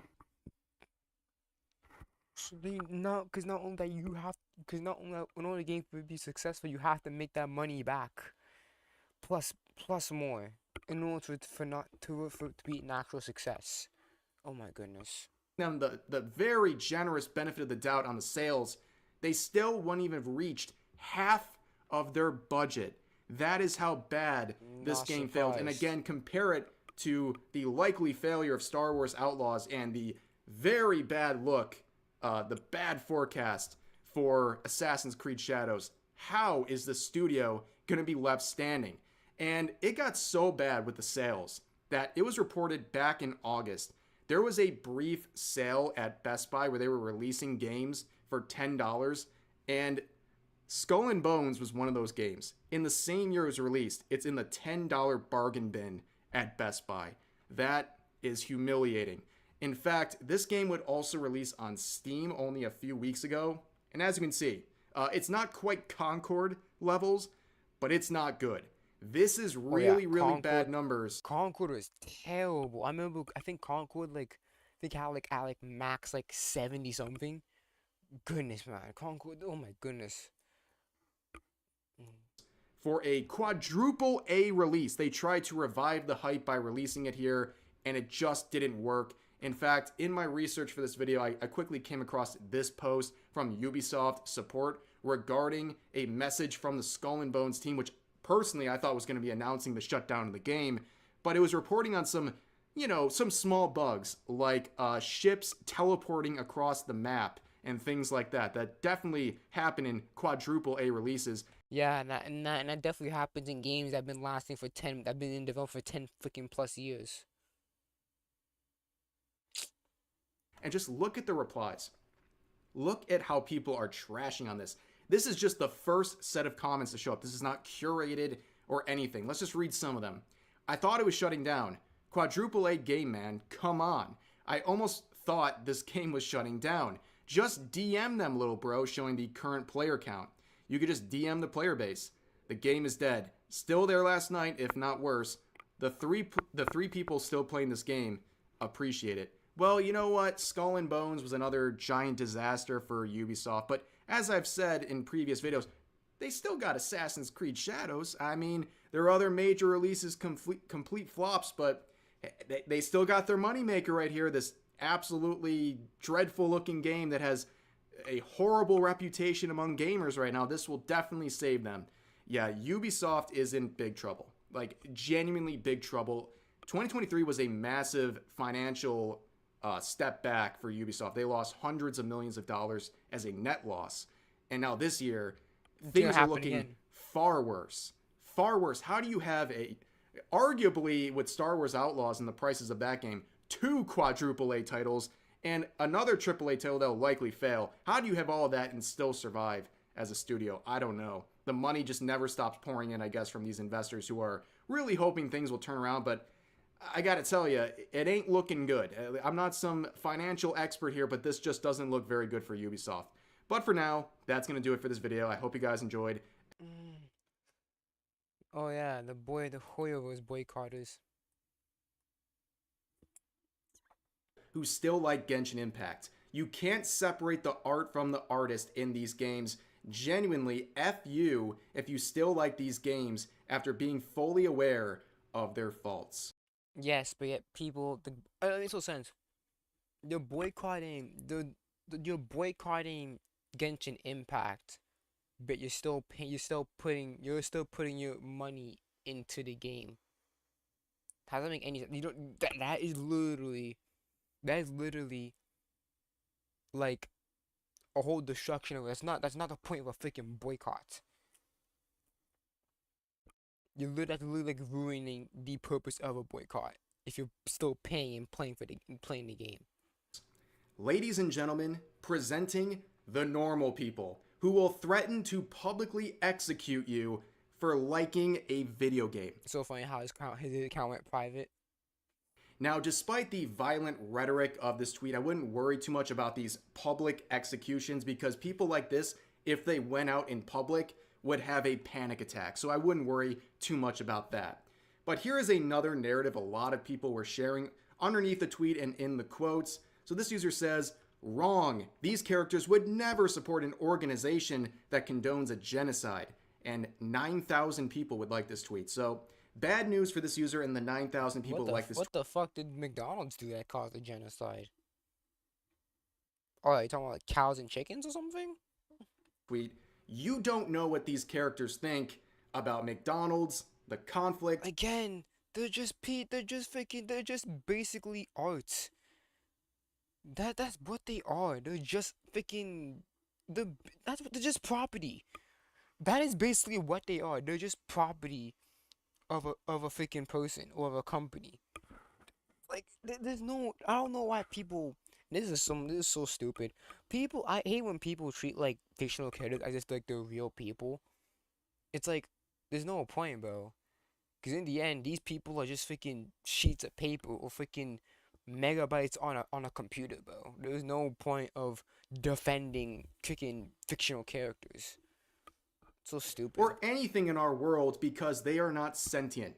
They are fictional characters. They don't have thoughts. You are just projecting your own belief system onto them because you want validation. And that's very common, to the point where people are getting genuinely upset about the actions of these oh my god, this is so stupid, fictional bro. characters.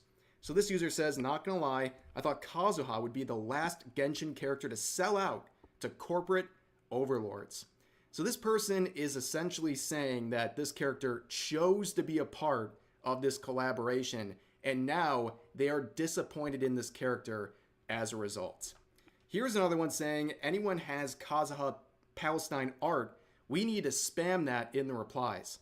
Ooh, shiver me timbers. I bet McDonald's and Hoyoverse are shaking in their boots about the threat. Freaking McDonald's is basically a billion dollar company, and then you have Genshin Impact, MiHoYo is getting millions of dollars from their games. You think they care about getting freaking spamming Palestine? No, they don't. You're giving them publicity, and they're still winning. Of that happening, but anyways, a lot of people like this try to make the assumption that these companies are bad because financially supporting them supports some kind of a harm to people in real life as a result.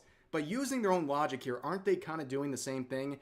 When they quote... Because these boycotters still put their money into the games. So, if anything, you're causing it to happen. You're part of the system, but you don't even realize it, bro. These accounts, and especially when they spam the replies, they are giving ad revenue to Genshin Impact and McDonald's, therefore funding them. So if you believe they're doing something that's causing real life harm, you are financially contributing to them by responding to them on Twitter with the ad revenue system that is in place.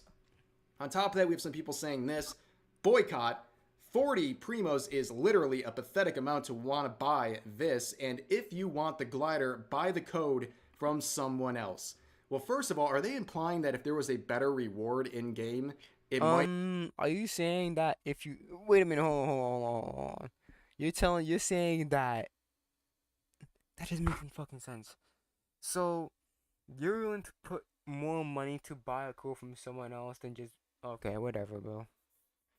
Because why would you think about getting a code in the first place if you're boycotting it? Might actually be worth buying this. But down here you can see they encourage people to buy from someone else. Now I'm aware that there is a counterpart, I believe in South Korea with this event, and some people are saying, go on eBay, not Amazon, but go on eBay and buy these codes. I think it's very logical to understand that on September 17th, when this launches in the United States, most people who are English speaking who want this are going to buy it from people in the United States. I think that is logical, and if you're encouraging this behavior of buying it from someone else, that is so ridiculous because it's the same energy as the entire boycott itself, where people are literally saying it's okay that I'm still playing Hoyoverse games because I'm going the free-to-play option, which is a very juvenile understanding of their role in what's supposed to be a boycott, a complete disassociation from a company. But also we have comments. They'll literally defeat, by playing the game, you're defeating a purpose of a boycott.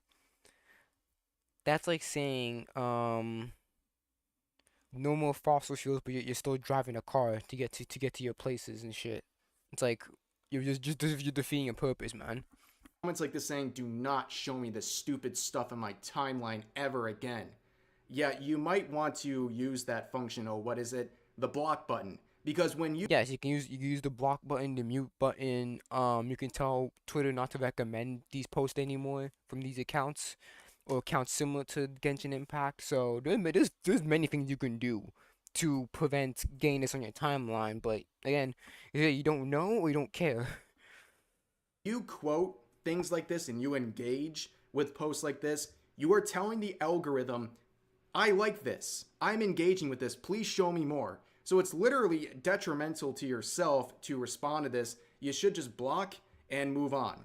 Here's another one saying, so effing help me. If any of you go crawling back to McDonald's for this, is that like a threat? Like, what are you going to do about it if people you know go back to McDonald's for this collaboration? Like, are you going to soft block them on Twitter? Like, oh boy, that's scary. But I also, you'll see dozens upon dozens, if not hundreds of users posting this chart in the quotes and replies. This is the boycott list for many different companies who people believe are harming Palestinians. And McDonald's is, of course, one of the boycott targets. And this list has been going around for about a year now. And I think it is wild to claim that most of the people sharing this have not engaged with any of these companies during this time. They have not engaged with Google, with Amazon, Disney. They haven't filled their car up with Chevron gas, or as is probably more accurate, their parents haven't filled up their car with Chevron gas, and so on and so forth.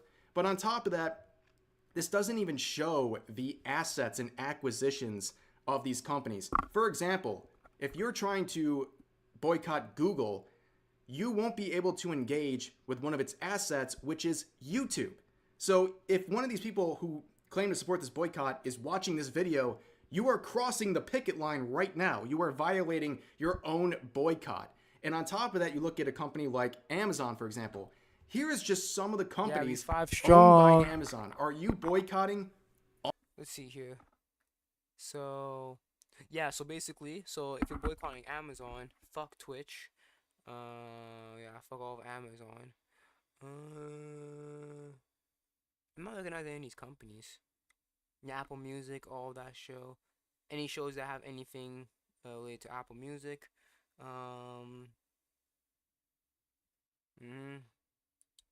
IDMB, fuck that, right? Amazon Prime, fuck that. Audible, fuck that. Fuck your fucking audiobooks. So, yeah, good luck. All of these companies and products? I highly doubt it. And you can see up here, Twitch. Have none of these people watched any Twitch streams? I kind of hinted at this already, but there is an irony here that every time I make one of these videos about the Hoyoverse boycott, some of the boycotters will complain about the video, and they will take a screenshot or a clip. I want to see if any Queso has released a Would You Rather, because I might do some of those if he has new ones.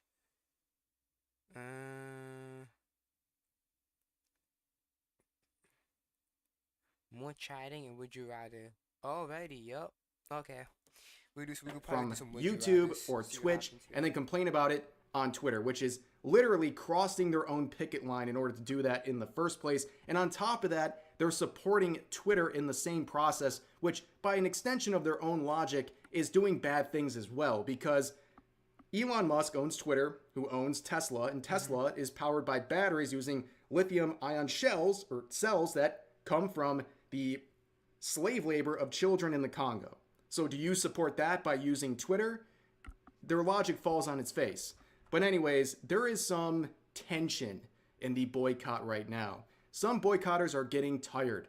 They are waiting for results and they're not getting it, and they are very upset. You can see this new screenshot going around, a civil war in the boycott, trouble in paradise. So it reads this. I'm gonna be honest, I'm surprised the civil war didn't happen anytime sooner. Demand updates from the organizers of Boycott Hoyoverse. They have promised to deliver a skin tone change for the characters of cultures they claim Hoyoverse games disrespect. Who promised it? Promises were set to deliver before August 28th, 2024, the release date of the Natlin region. So yes, here we are, and this is the official Hoyoverse boycott account, and their last tweets was on the 28th, one day before that release, and they have gone radio silent ever since. In this tweet, they said that they have contacted over 30 cultural ambassadors, and they say, we hear you, and we're working on it. We're in contact with 30 cultural ambassadors. And that's a lie. Can you give me any specifics on who did you actually contact? By the way, they didn't say we're working with, we're talking with. They have contacted. Yeah, because you made contact doesn't mean you actually, they mean you actually had a conversation with them. meaning they sent an email to these ambassadors and then they were ignored afterwards. But, of course, where are the ambassadors? I am a boycotter. I am very upset right now. Where is the promises? You haven't... And plus, you still have people from the boycott still playing the games and still putting money into it. So, again, this boycott, this is not even a boycott, bro. These are basically just freaking people who want to hate on something, but they still love it. They still love it too much. I don't know. What the it's like a love-hate relationship. By the time there's anything going on here, probably the next time they tweet, the next region of Genshin Impact's gonna be coming out. But this whole thing is just ridiculous, and this collab has made people extremely angry, and it's quite predictable at this point. And it's really showing the ineffectiveness of this boycott, and all it's doing is giving they don't even boycott the product itself. They're literally still playing the game. So again, there's no point in the fucking boycott. Jeez, though, the niggas are still playing the game.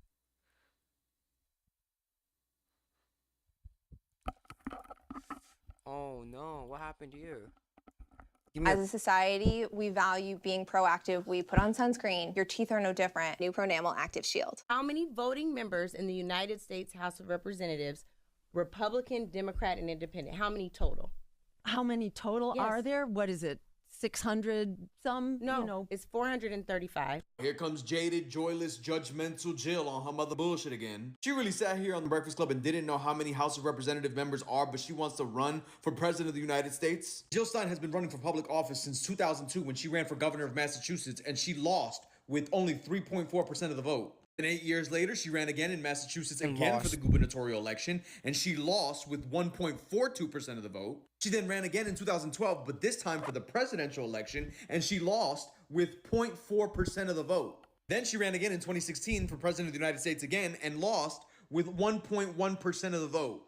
And now what's really interesting is that she's running again in 2024, but she's running with an abandoned Harris motive.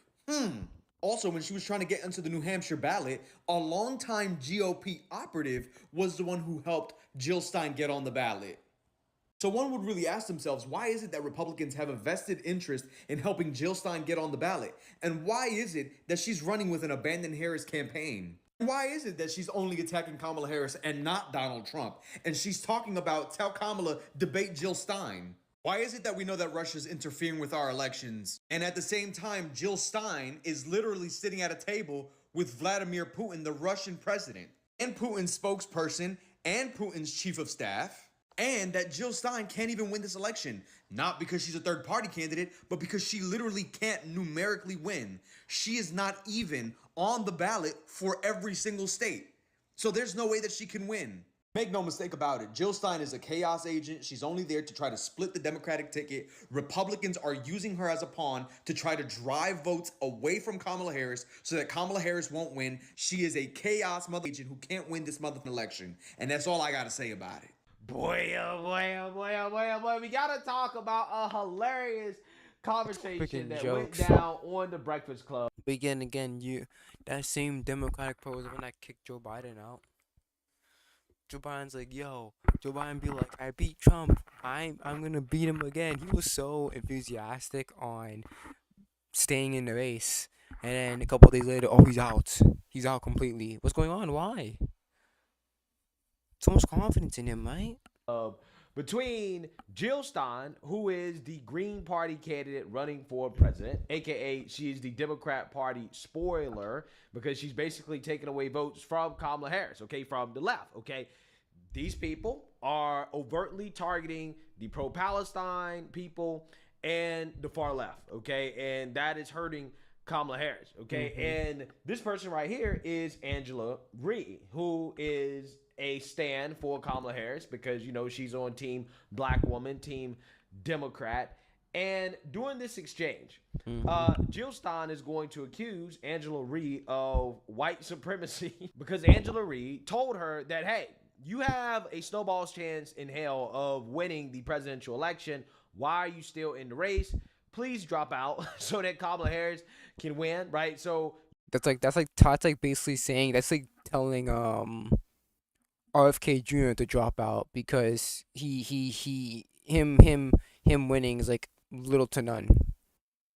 you don't take away votes from Kamala, okay? And Jill Stein didn't like that. So as a white lady, as a liberal, socialist, really. I don't want to use the word liberal, okay?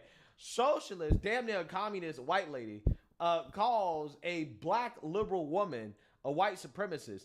That sparked some fireworks, and is even more. I'm not surprised. I'm not surprised it did. I mean, I'm not surprised it did. Hilarious to think about when you know that Angela Reed was the same person on CNN, boohoo, whining, and crying just a few years ago about people calling her a racist. I just want to say, Congressman, like, I wish that the new members, the folks who have followed in your footsteps could at least acknowledge that. Like, that's all so many of us are saying. And at this point, I'm emotional. And let's fix it. Because we cannot, like, it's like being constantly gaslit. We're constantly being told, I'm told every day I'm on air that I'm racist because I call out racism. That is maddening to me, and I'm crying about it because it's crazy. And I wish that somebody who's a colleague of mine, like Alice, could at least acknowledge that fact. Like, that is so frustrating. We're supposed to be talking about a 12-year-old boy who was just trying to deliver newspapers, and the police are called on him in Ohio, where Tamir Rice was killed, and the same age. I want to be acknowledged and seen that this is not okay for our children. This is not okay for the future direction of this country. So I want to say, I commend you for saying what you said. It means the world to me. Yeah, so this is a hilarious exchange that I want to talk about, because this could affect the outcome of the election, right? I mean, in 2016, you could argue that Jill Stein was the spoiler for Hillary Clinton because in some states like Michigan, she got enough votes. She took away enough votes from Hillary to flip the election in Trump's favor, okay? So we know now in 2024, with Trump back on the ballot, that these people on the left, they have zero tolerance for people like Jill Stein. So Jill Stein calling this woman, who clearly has a soft spot for being called a racist, okay? With Jill Stein calling this woman a white supremacist, this was going to spark some fireworks. So without further ado, let's get into it. The only thing that I would say to you is, I think it's very dangerous rhetoric to say there are two sides of the same coin. I do think it's important for us to dangerous understand. to the Democrats, yes. I think it's dangerous to all of us, actually. Yeah, I don't have that privilege. we disagree. I understand. We do on a lot, but we also agree on a lot. But here's one thing I think we can agree on. Either you win or lose this election. There's really no in between. Dr. Stein, in 2002, you ran for governor of Massachusetts and you lost. In 2004, you ran for state representative. So basically what she's trying to say is that basically, Jill, you lost so many times, just quit. That's basically what she's trying to say. Jill, you have lost so many times, just quit. Massachusetts, and you lost. In 2006, you ran for Secretary of the Commonwealth. You also lost. In 2010, because what happened is, RFK Jr., right? He dropped out the race because he went independent, dropped out the race, and then he was endorsing Trump. So it could be saying that the voters of RFK is now going to Trump. So basically, what they want, what the left want, is that, hey, you are taking away our vote, some of our potential voters, so you drop out. Therefore, there could be a likelihood that, hey, some of your voters can come to us, right? So we can have that same treatment that RFK Jr. had, or some shit like that, right? you ran for governor again, this time against the first black governor in Massachusetts, Deval Patrick. You lost. In 2012, you ran against this country's first black president, and you got just less than 0.5% of total votes cast. In 2016, you ran against Donald Trump and Hillary Clinton, losing significantly with 1.4 million votes cast for you, but 0 electoral college votes, which I agree with y'all needs to be abolished. But 136 million people voted. And you lost that election as well. So I want to know what the pathway to victory is for you in 2024. It can't just be. I'd like to provide. But you can also say that same thing for R.F. Kennedy. Is it Robert? Yeah, it's Robert F. Kennedy, right? He went for the race, and people still voting for him. What's the problem? Yeah, so I want you guys to notice the framing. So it's a democracy, but yeah, you want. That makes no fucking sense. It's a democracy, bro. Let people vote who they want to vote. I saw people freaking voting for Ye and shit, bro. Like, it's crazy. This question before Jill Stein answers, okay? because Angela Ree unnecessarily pointed out that Jill Stein was running against black people, right? So she would state the race of the individual that she was running against or that she lost to try to make a point that Jill Stein was targeting black people, right? That's what she's low-key trying to get at, okay? She's low-key trying to call Jill Stein a racist, right? This is what she's trying to do without actually really doing it, but heavily suggesting that race somehow is a factor in Jill Stein choosing to run for public office and lose. There's not a Shut your mouth. There's not a mouth. I want to provide. And I also. Can I respond, 1 second. please? And Kamala Harris supporters. May I respond? Go ahead, Angela. Go ahead. Well, I would like to respond. This is the framing of the empire and the oligarchy and white supremacy and colonialism, which wants you to feel that resistance is futile. This is about voter blaming and voter shaming. Let me just Let the socialists respond. What's the problem? No. What you're not going to say is that I'm ever parodying anything at the hands of white supremacy. This is something that's very different. This is me asking you again. It's a binary I'm choice just in an pointing election. out that these it is are either the a talking win points. or a lie. No, it's These not are a the talking same point. talking points that the I didn't get my DNC talking. uses. This is not DNC talking points. This is my research, and sadly for you, the research says you have never won an election. You have been successful in pushing forward certain agendas as an advocate. Can you please, girl? Can you please give examples of what she's trying to push in her agenda, and let her speak on why she has that agenda? But you have never won an election as a candidate. One is that a party. So again, what's the point of not trying though? Damn, should Robert F. Kennedy should he have gave up either way since he was nowhere near close to Kamala or Trump? I don't see a problem with trying.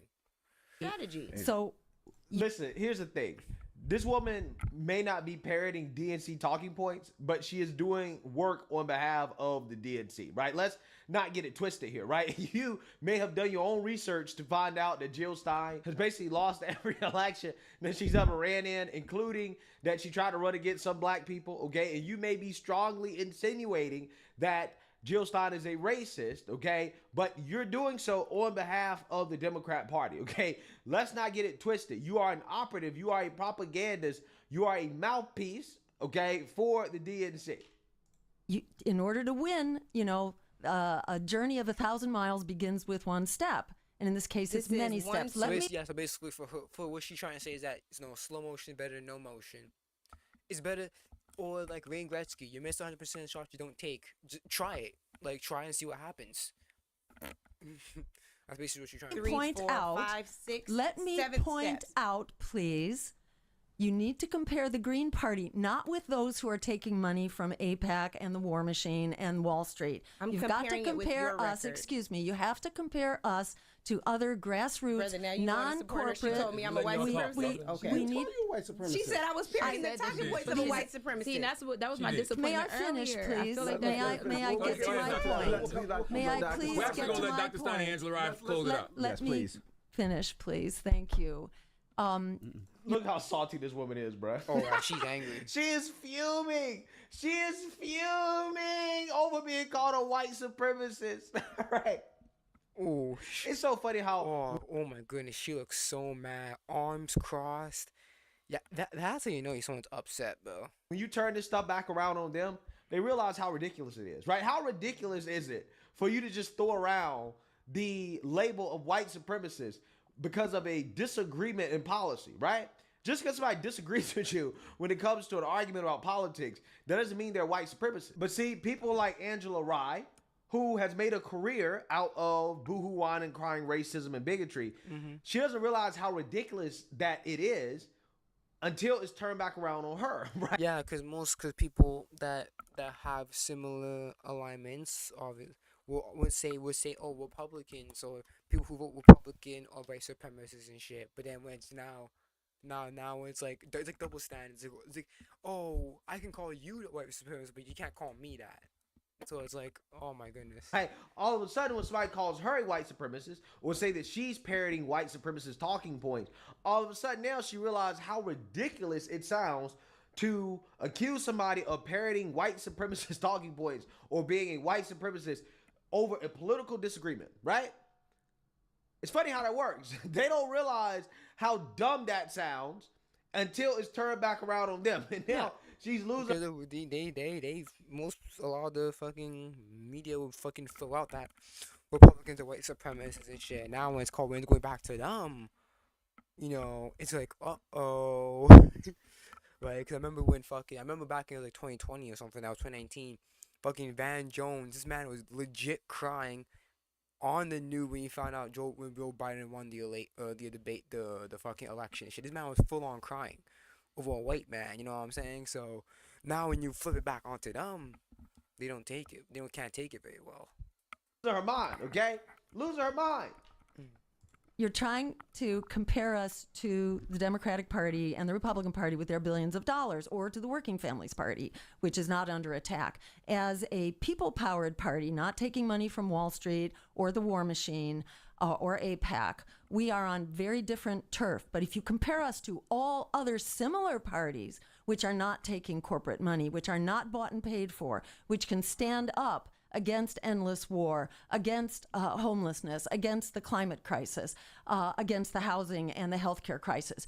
Campaigns like us, who can actually stand up for the people, they last exactly 1 to 2 election cycles, and then they're gone. So we are actually the pillar of strength among people-powered politics. And what have we done?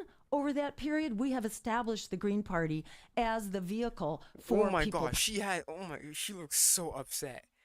She looks so, hold on. How do I go from frame to frame? Shit, I forgot how to. Fuck. I forgot how to Over go from that frame to period, frame. we have established the Green Party. Oh, she looks so upset. Is it? Okay, I found it. I know how to do it now.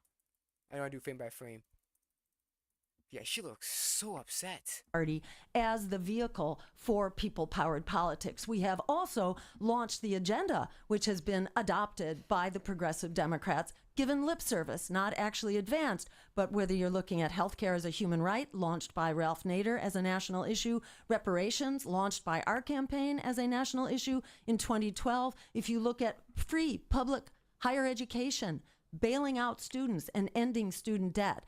You had Congress bailing out the crooks on Wall Street who crashed the economy, but not bailing out homeowners, not bailing out students. That agenda was launched by us. So I think it's... Now, she is right about that, in the sense that the Green Party today is just the Democrat Party of tomorrow, okay? These people are far left socialists, okay? And the Democrat Party damn near is already there, okay? They're pretty damn close, okay? But they're further left than the Democrats.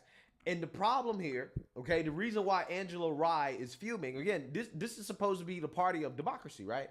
They're fuming over democracy right now, right? She's mad because what Jill Stein is describing, whether you agree with her or not in regards to the success of the Green Party, what she's describing is how democracy is supposed to work, right? People that come together and say, hey, we don't agree with this party, we don't agree with that party, we don't like either party, we're going to form our own party, and we're going to try to gain some traction, right? Yeah. Like Rob F. Kennedy, right? He wasn't, his family was always Democratic, and then he did not like where the Democrats were going, so he became independent.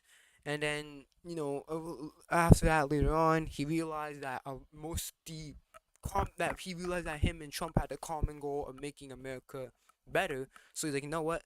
I'm gonna drop out the race for now, you know, and help out Trump do his final term, and then, you know, maybe when he's done, or when he gets elected and he's done his second term, I can pull up and I can have my own and resume my own party again. So, yeah, there's nothing wrong with that. Right, and we're gonna compete every election as if we are a legitimate party because they. Again, I understand because what he's trying to say is that basically you're taking away people's voting choices because you're saying, you know, quit the race so that people can vote can vote Democrat. So basically, you're taking people's right to vote for what party that they actually want to vote.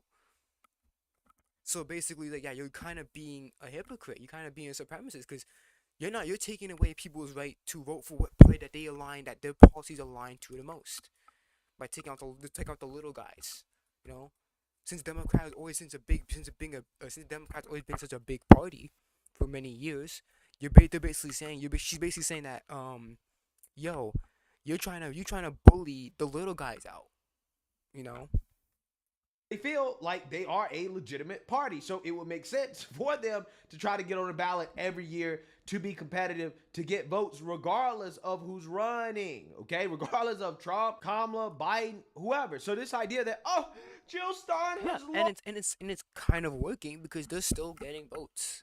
Sure, it may not be a lot of votes, but they're still getting votes.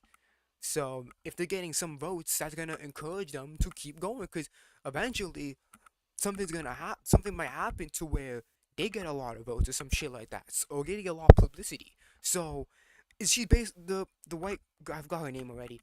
The girl right here in the picture, the girl in the video right here. She's basically saying, "I'm gonna keep going because it may not happen in my lifetime, but maybe people that are aligned with my views could continue the party, and then maybe one day."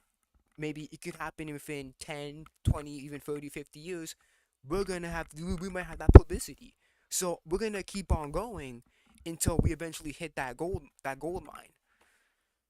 And then the black girl is Stacey saying, yo, quit the party, right? You took so much L's, quit. You've been taking L's since 2002, so just quit. And she's like, and this girl right here is like, no, I'm not quitting. Because even though we have not gotten a lot of votes, we still get votes.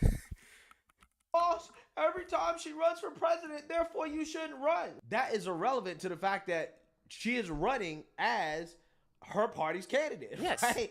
And it is what it is. As long as she keep winning her party's primary, okay, and she can get on the ballot, she has every right to try to become president of the United States. It doesn't matter if she doesn't have a realistic chance. She has every right to do so as an effort to grow her party. Yeah. Because and then the people have the right to either vote for her or not. Right? That's a democracy. Come on, man. Come on. Otherwise, if they're not trying to get on the ballot every year, then they're not a legitimate party. And if they decide that, hey, well, we're not going to get on the ballot this year because we got to stop Trump, okay, and we got to help out the Democrats, then what does that say about the legitimacy of their party? Then it's not legitimate. That you're basically just an arm of the Democrat Party. You're not independent from the Democrats. You'll help the Democrats win if you hate the other guy enough, right?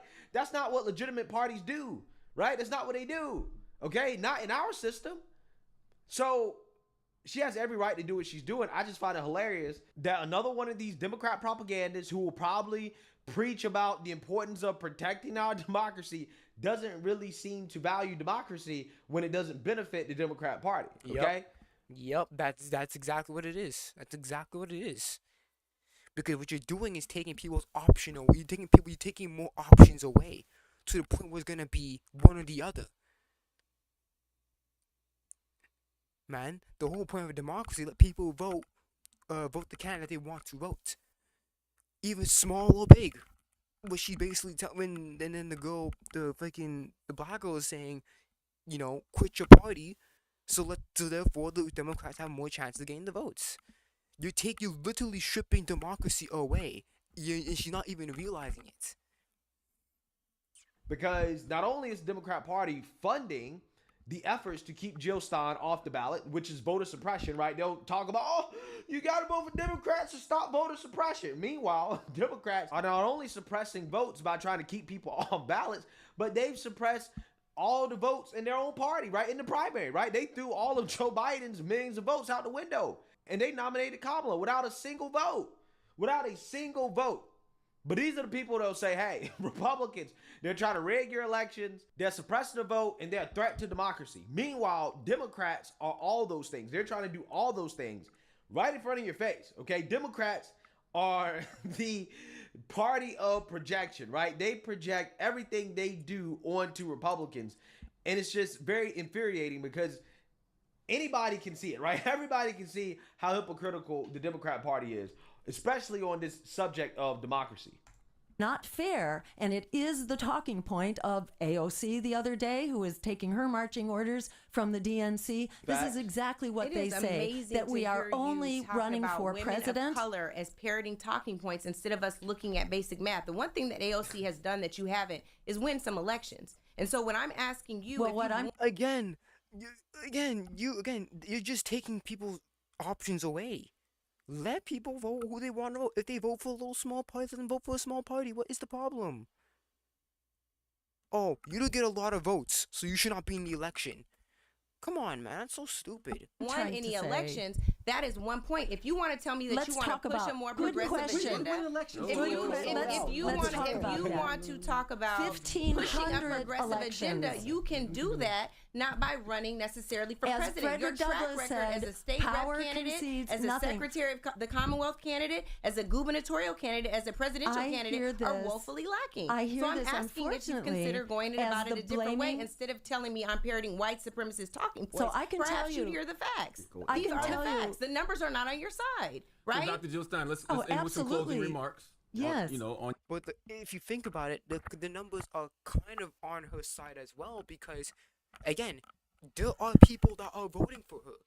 It's not big. It's not a lot. It's not a lot of people, but it's still people nonetheless. And that's why she keep on going, because she believes that if she keeps on going with this, eventually, either in her lifetime or next life when someone else takes her place, they're gonna keep on getting more votes. And sure, it's gonna probably take them a while, but eventually it might happen. It might happen to where they hit a gold mine and they get a ton of votes. So again, the numbers are kind of on her side as well, because she is still getting votes. Regardless, it's not a lot, but she's still getting votes. And that's what she's focusing on. Yes, we are still getting votes, so there may be a chance that we can get more votes. And maybe even win an election 10, 20, 30, 30, 40, 50 years in the future. I'm not going to give up because I'm not getting as much as the Democrats or getting as much as the Republicans. Right? She's like, because the girl's right here's like, yo, we are people funded. We're not funded by billionaires and like celebrities and stuff like that.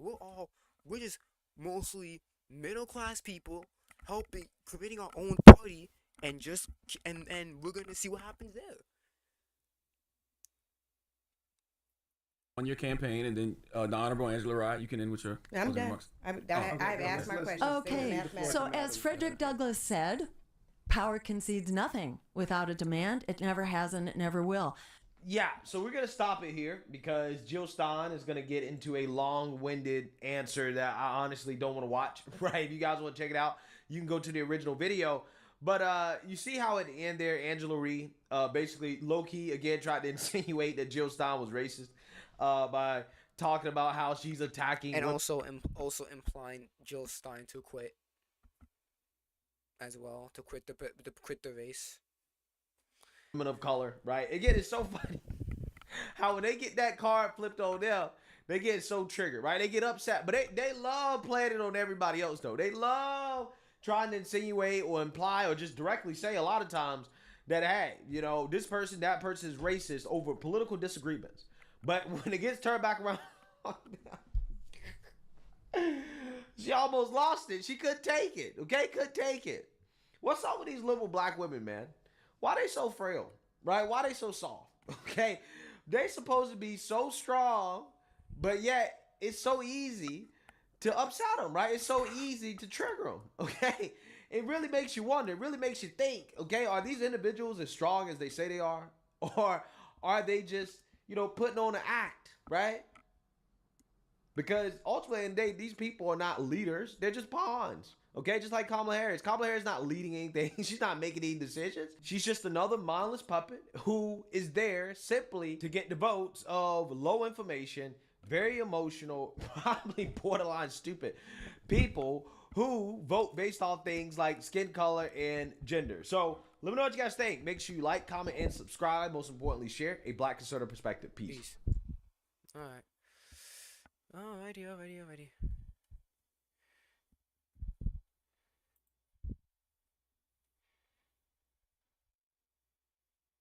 always got your back, no matter what. Before we were enemies. We were like brothers. This will be totally worth it. Don't be a glitch. Hey, you don't be a glitch. We were given the power to change our world. No, now we finally have the power to take what's ours. He's a little intense. What happened? My best friend. We could have built the future together. I don't think so. Transformers 1. Only in theaters September 20th. And they lived sweetly. My friend's birthday is on September 20th, so maybe we can we can pull up and watch it just for funsies. After.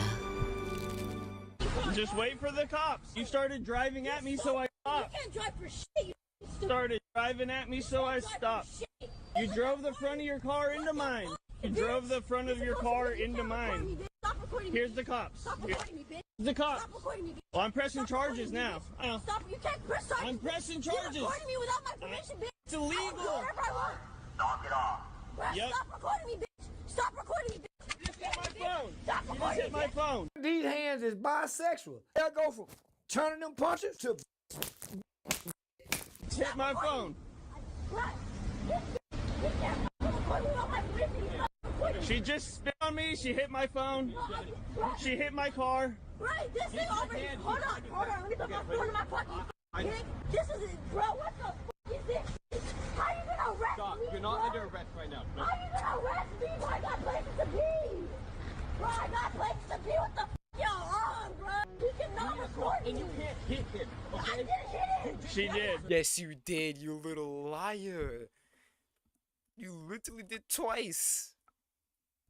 To be honest, we didn't see the accident, so we don't know who caused the accident, but her response to the accident is what makes her look guilty. And that's why you gotta have some situational awareness, especially when there's an authority figure involved, because when the police officer pulls up and he sees you yelling in the street, hitting people and spitting on people, you gonna look guilty automatically. If she would have just relaxed, played the I'm just a girl card instead of being aggressive and unruly, she wouldn't be in the back of a police car. And just the optics of seeing somebody in the back of a police car makes her look more guilty. This is a 101 lesson of the benefits of staying cool, calm, and collected, because really she played herself. I'm famous on all social media. What you said you do? I just post me. Oh, you just famous from like being fine? Yeah. You ain't famous, you just fine. That don't make you famous. Listen. You ain't influencing nothing. Yes, I am. You ain't changing no lives. You just I'm a fine. dancer, Everybody too. wanna fuck you. Fuck you. Like this is groundbreaking news. You a stripper. You think they throwing all them ones because they like your personality? They shake their ass. Hey, I really like your outfit. Oh, thanks so much. Oh my God, I just talked to a girl! You said, why ugly men have high boys being boys standards for women? Yeah, I think it's very strange. Like, it's always It's so funny because me and my friends in high school used to do that shit, bro. We're like, whenever all my friends are chatting to a girl, we were like, ooh, what, who that? Yo, man. Oh my god, hang out with the homies is fucking Ugliest fun, men bro. have the most to say. But who are you to appraise men of how they look? What if they think they're a 10? Well, again, beauty is in the eye of the beholder. I mean, what I might think is a 10, someone might think is, a 5. But like maybe these men who you think are ugly, like a lot of women think they're 10s. And Okay, so I'm wouldn't it not a be lot of fair for them to women. have high standards? No. Also, what's wrong with having high standards even if you're not attractive? I mean, I just think like you need to take a good hard look in the mirror and be like, all right, I'm a fugly man and I shouldn't have such high standards. Should fugly women also think that way? Take it and you twist it. I Yeah, don't facts. think women are fugly. I think some are. So there. Oh, there are some. There are some women that are fugly. Just like men, there's some men that are fugly. There are some women that are fugly too, bro. There's fugly men, but not fugly women? Absolutely. Are all women 10s? Sure, yeah. Are all men 10s? No. Interesting how that works. Her tattoos look like a random page in my notebook in 4th grade. And the craziest part is everybody at that table sitting there letting her say this, acting like she not one of the ugly people. Like, ma'am, you one of us. Men have really dropped the ball on allowing women to be delusional. We are in an apocalypse. We need to bring back bullying because why doesn't she know that she's ugly? Butters, you're butters. That means you're ugly. How long did it take to apply the paint first and foremost? Every bit of about 900 seconds. 900 seconds. Hey. Okay, now I'm not good at math, but I'll roll with it. Now, is this your son? It better be. That's a good head of lettuce he's got on him. Hallelujah. Does he get it from his damn daddy? Hey, only thing he's missing is the pickle. Is that a perm? It is. The only thing he's missing is the pickle is crazy. You know his son gonna be a legend. W dad. That's a W. This millionaire became a millionaire off of this lady. At the age of 19, he married this 76 years old woman. They both fall in love with each other and now they got married. And this millionaire lady spoils this guy so much, she bought him $9 million house. And she also bought him a brand new custom-made limousine. And now every month she takes him on a trip. And they have visited 30 countries around the world. And this lady said she have never fallen in love with anyone so hard like with this guy. And she also have put in half of her wealth under his name. This is the power of hard work and power of the money. Tell him to bring me my money. I don't see no victims here. She know what she buying and he giving her what she paying for. I'm telling you right now, in 30 years, there's going to be a lot of older women that made a lot of money just to buy love, and they could have got that for free in the first place. The only issue is you might be able to pay for an attractive 19-year-old, but nothing's going to replace the feeling that you have when you have 40 years of experience with the person. They call her the cat lady.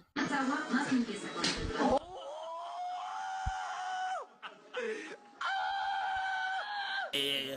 I ain't gonna lie, I'm getting cooked. The simple fact of the matter is most things worth having are simply a matter of discipline and time on task over time. But most people don't have the discipline and they can't conceptualize committing to something for years on end. Someone asked me how long it took to build my physique, which was 55 pounds of fat loss and 25 pounds of muscle gain. By no means do I have the best physique in the world, but that took me 8 years. And when I said that, that guy said, wow, that's really discouraging. That's forever. So fucking what, brother? The time is gonna pass anyway. Why would you not make it count? Once you become in love and relentless about putting systems in place to guarantee the Yes, because again, people nowadays are impatient. They want this now goal in so many ways. That can be in terms like stories and shit. That can be in terms like getting fit, getting the YouTube. People are impatient, so they will do any means by getting money, even if it costs them loads of consequences in the long term. You know, you got freaking 18-year-old girls doing OnlyFans and shit, bro. Again, it's just people are impatient, bro. That's just how it is. Because like James Clear says, we don't rise to the level of our goals, we fall to the level of our systems. Then the process becomes enjoyable, but you have a big goal. You want to build a physique. You want to become a millionaire. These are 5, 7, 10-year goals to get you to where you want to be. So set the goal, detach yourself from the outcome, and then become relentless about your discipline and your systems. But so many of you fail because you can't accept the fact that you just have to do boring work. And also with the use of social media, they compare themselves. They compare themselves to others with social media and shit like that. They compare themselves to others, and that also discourages them, right? So it's either that they don't do it, or they go by taking drugs or steroids or whatever to boost to get them jacked up. So yeah, it's also social media as well. Like for example, even like when you're an artist or some shit like that, you can be discouraged by seeing this freaking grade A level art. You be like, damn, I'm never gonna be like that. So what's the whole point of me trying? That's the problem.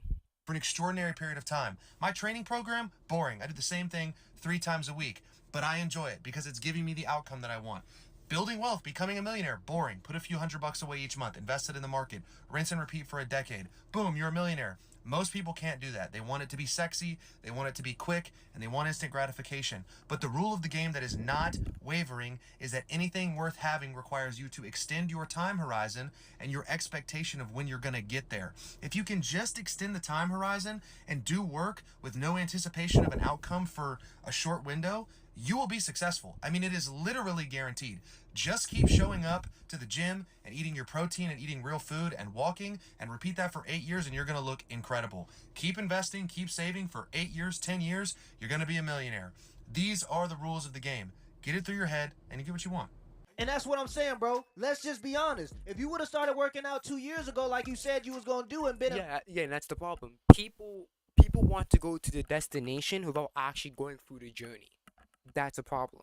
Man of your word to yourself, you would have had the body you wanted, but you didn't. So now you sitting here built like a lunch lady. When you feel stuck, that's your mind telling you that you need to come up with a plan so you can get out of this situation. When you feel like you don't like how you look, you don't like what you see in the mirror, that's your body telling yourself that it's time to make a change. Yeah, or if you want something, like for example, for me, how I'm doing is that I want to get a PS5. So every paycheck I get, I put as much money as I can, as I functionally can, into my credit card so that way when my credit gets enough lower, I can get the PS5. Or I'm saving as much money into my debit card as much as possible, so then when I use my credit card, I can have enough money in my debit card to take out a big chunk of my take out a big huge chunk out of my my credit card debt. It's, again, it takes time, but get that routine in your get that routine in your head, and honestly, it's gonna be like second nature, homie. But anytime you feel those natural inclinations, you start scrolling. Our brains have been kidnapped. All that productive time we could be using to put towards something else, we spend scrolling. What we give our attention to is what we're gonna become. It's called paying attention for a reason. So if we can focus on our tabs for long enough periods of time, we can have anything we want. Hell, if you lock yourself in a closet with a chemistry book, you gonna come out an expert in chemistry, or you gonna come out really good at building paper planes because you was folding them and throwing them the whole time you was in there. Basically what I'm trying to say is he's right. It takes focus over time, but you can't focus for long enough if you're looking at your hand all day. We ain't gotta wait for them ready. Damn. Damn. There, go. Go. You ain't gonna do nothing. Oh. Damn. You didn't go to my wedding, but you came to my divorce, huh? So what? I want to see you happy. You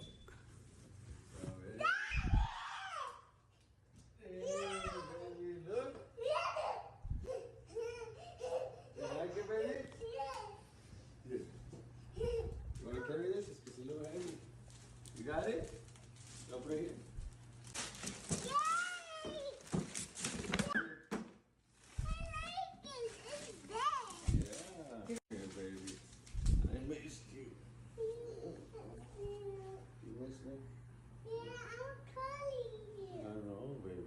Congratulations. Exactly. Show me something money can't buy. They trying to sell us the dream that this isn't peak happiness and fulfillment for most human beings, and this is what the millionaires are doing. Forget brunch. These women are now heading into the woods for what's been called rage rituals. Let's watch.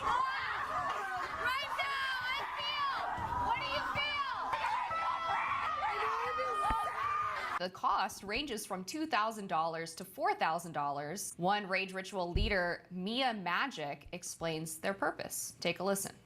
Rage has been demonized and villainized, especially in the feminine. But our sacred rage is what has Once you put that anger into something, dude, incited so many movements, created so you can just do that. You can just go to the woods yourself and then do that for free. You don't have to pay. They have to spend $2 to $4K on that shit, nigga. Just literally go into the woods yourself and just start shouting, and you can do that for free, and save yourself a couple $1,000s.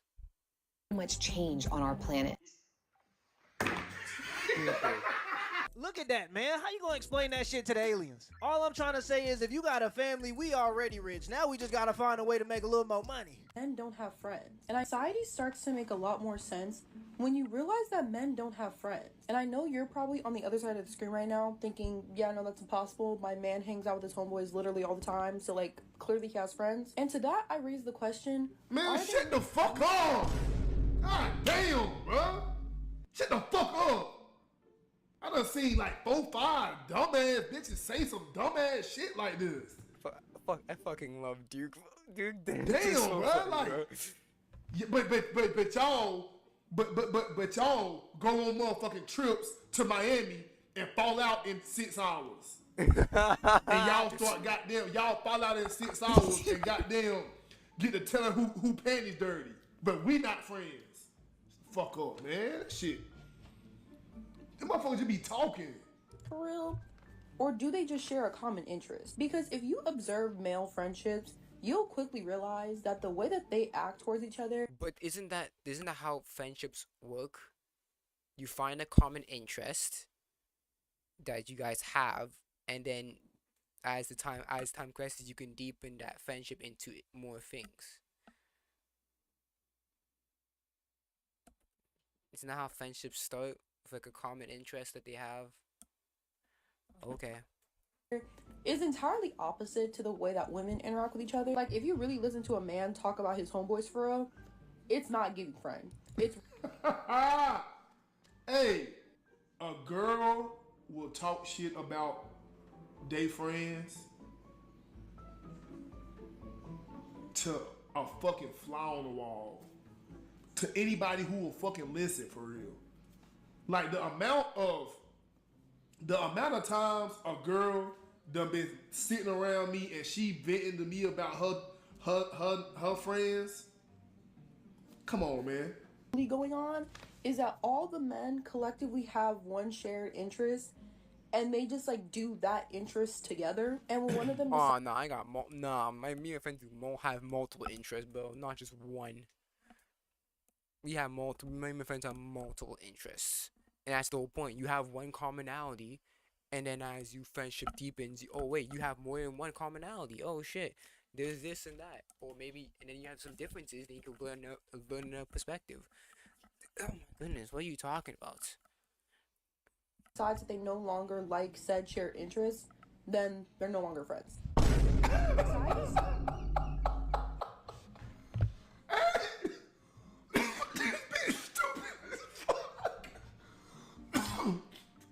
I'm not gonna lie, bro. Fat bitches need to shut up, bro. All respect and all honesty, like, not gonna lie, it be a lot of the fat hoes talking. You fat bitches need to shut the fuck up. On God. Man, this stuff is silly. About 5 months ago when I was in Kenya and I have the police report to prove it, me and one of my other buddies, 2 guys, fought off 5 dudes that came to try to rob our Airbnb with machetes and slingshots. It was me and him and 3 women, and we stood toe to toe against 5 dudes in their country and fought them off. In that moment, he showed me that he's willing to die for me and mine, and I don't know very many women that are gonna die for their friend. Some of these women online be just misguided and saying anything to make them feel better about their situation. Guys mostly want to hang with their boys. Men, when they think of fun, they do not think of their girl. They only think of their male friend. Or I got some truth. So what does it take for it to be a girl to be fun? Like, I want to take her to everything. That was a good rebuttal. Yeah, just start making us do shit whenever y'all around us. Who else will we get? Exactly. No, I'm not saying I have a problem with it, but don't you see the perspective of, you asked why? Who else would we ask? Why is it? No, just listen real quick. Okay. You asked why we rather chill with our niggas, because we get to be ourselves. We get to be chill and lazy. It's easier. Yeah, you get to not do shit. Yes. Oh. Yeah. Do that with him, and then when you get home, get on your shit, do your thing. But the world would be a better place if when we chilled with shorties, we could chill out. Y'all don't know how to stop chilling sometimes. She has no clue that she doing the exact same thing that they talking about. They just laughing. It take them forever to get ready. They be an hour late. Then they moving all slow because they got on heels. We like hanging out with the ladies, but it does come with an extra burden. I love women. We love women over here. So everybody saw the viral video of me saying my girl was with me when I was broke. Now she's in a Lambo and gets designer whenever she wants. And a lot of girls are asking, when do they become rich? You know, how do I get one that's rich? And that's the problem. All you girls want a finished product. None of you guys want to go through the hardship and what it takes to help your man become a multimillionaire. This girl helped me pay bills, and she also pushed me to work hard whenever it was needed. It wasn't ever like, oh, please do this, please do this. It was like, if you need to work, do it. She was helping me pay bills, taking care of meals, cleaning the house, taking care of everything so I could just work. And the truth is, 99.9% of you girls aren't willing to do that. Some of you are, so if you are, don't get mad at this, but most of you aren't. Most of you want to party your asses off, sleep around, go and travel the world with people that whatever, and then when he's a millionaire, you guys are like, oh, I'll settle down. Oh, I'll keep my pants on for this multimillionaire. I'm gonna tell you right now, no multimillionaire that has put in the work it takes to become a multimillionaire wants somebody who's used or expired. Yeah, I think a lot of those women forget that most rich men used to be broke men. And the truth of the matter is, a lot of those women don't even want a husband. They just understand that getting the man with money is easier than making all the money. But if you gotta be rich for a woman to like you, she don't really like you. If I'm lying, I'm dying. Is that him? Yes. Excuse me. Excuse me. Sir. Yeah. Did you say that my daughter is rude? Yeah, I did. She gave me the finger. Well, I wouldn't have done that if he wasn't being a slow asshole. Oh, I'm beating your ass. Are you serious, Amelia? Well, listen. Whether she gave you the finger or not, then maybe you should have gotten out of her way. She's literally condoning her actions, you know. Oh my goodness. you're condoning her behavior, so she's gonna do it again to another person next time. Oh my goodness. And when something happens like this again, you're gonna go and blame. You're condoning her behavior. Yeah, I know. I'm old. I'm kind of slow. So that means that you get to tell her she's rude. Yeah, she gave him the freaking finger. She's rude. But he's telling the truth. Your daughter is rude, and you're basically condoning her actions by defending her. Well, she's rude. She's rude. But she's not rude. She gave him the finger. She is rude. Only 7. And she. Does that just because she's 7, does that condone what she did? What she told him? Well, I thought she was being rude. But she was being rude. Were you and her? If what was this man saying is true, then yeah, the daughter is being rude. Way? Probably. So don't you think that maybe you don't own the store just because you're driving a cart? I think that you think all this is funny, and it's not funny, sir. It is funny because you're literally condoning her behavior. So when it happens again, it's gonna repeat it. Well, I'm her elder, and she needs to show me a little respect. Yeah, respect the elders. Well, maybe you need to not think that you own the store because you're driving a cart. Man, that little girl out of pocket. If that was me, my dad would have jumped on me so fast it would have made my head spin. One of my shoes would be in the cereal aisle, the other shoe would be in the dairy section. Yeah, we ain't grow up with that soft parenting bullshit. I would have got my ass cooked. Dumb ways to die. Diaper. Facts, bro. But like, you think this is wifey material? Are you saying that I'm not? Are you? Are you saying that I'm not? Bro, come here, when you whisper. What's up? Hey, do you think she's wifey material by showing her boobs out? Who? Wifey material by showing her boobs? I mean, she's pretty fine. You know, I don't know about wifey material by showing her boobs. Wifey material doesn't define what you're wearing. It's the type of person that you are. Nah, true shit. Okay, I agree. Yes, and as a person that you are, could link to what your style, what your clothing style is. But let's say if I was your boyfriend, I wouldn't like you to be wearing this But shit. you're not going, you're not. She's my girlfriend. No, I'm not. That's why I don't give a fuck. And I want my girlfriend to wear this. I think my girlfriend looks hot. I want my girl to go out like that. So answer this. I agree. What is a guy gonna think when he sees this?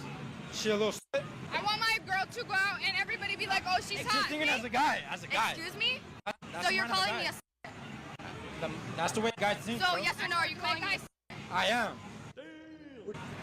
Wow. That's the way guys think. The fuck? My girlfriend. Yeah, they don't know So the way guys basically think. you're small. So basically you're small. On 9/11, Keith missed a flight that crashed into the World Trade Center, which means that he is personally responsible for killing the 2 people who took his seat. That's hilarious.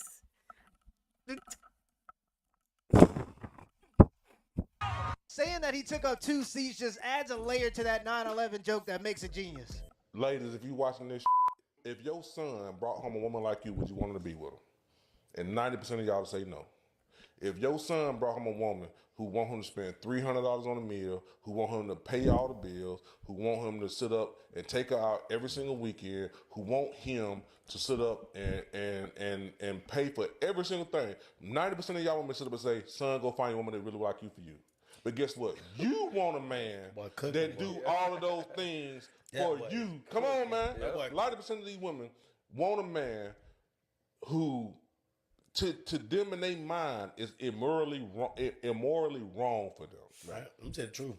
You know what I'm saying? A lot of these women want a father. Want a father. You know what I'm saying? Facts. I'm not your father. Come on, man. 90% of these women want a man who sit up and is an idiot. But if they son brought home a woman that was like them, they'll be telling their son, look, son, you need to go find you somebody else. That woman don't want you doing spending your money. And the craziest part is some of them don't even want a father. They just want a rich simp. They want a man that's going to provide for them like... They want a bank. They want to bank without the interest. Their father, but then not give them any rules that they gotta follow. And I'm gonna be honest here, there are a lot of single mothers that actually would tell their son to date that girl because they don't give their sons the game. They train their sons to be the rich simps that they want. When a boy has a dad in the house, he's not just going off what his mom says a real man should be. He sees what his mom actually responds to by watching his dad. When a boy doesn't have a father in the house, the only thing he can go off of is what his mom says a real man is. And everybody knows you probably gonna end up heartbroken with a handful of flowers going off that advice. Alright. I would want to do a queso.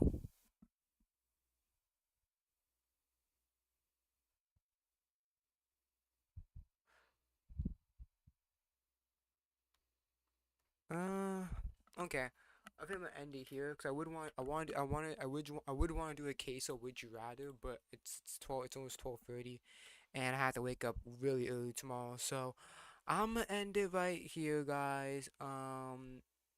We're gonna be back on Saturday. Yeah, Saturday, because on Friday I have work.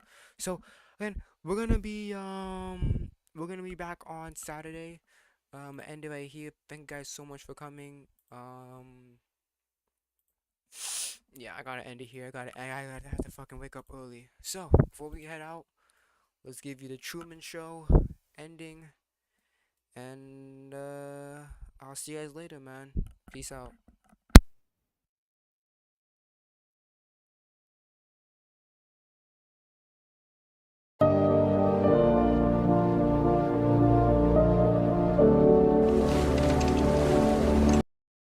Truth out there. I know you better than you know yourself. You never had a camera in my head. Lost your first tooth. You can't leave, Troy.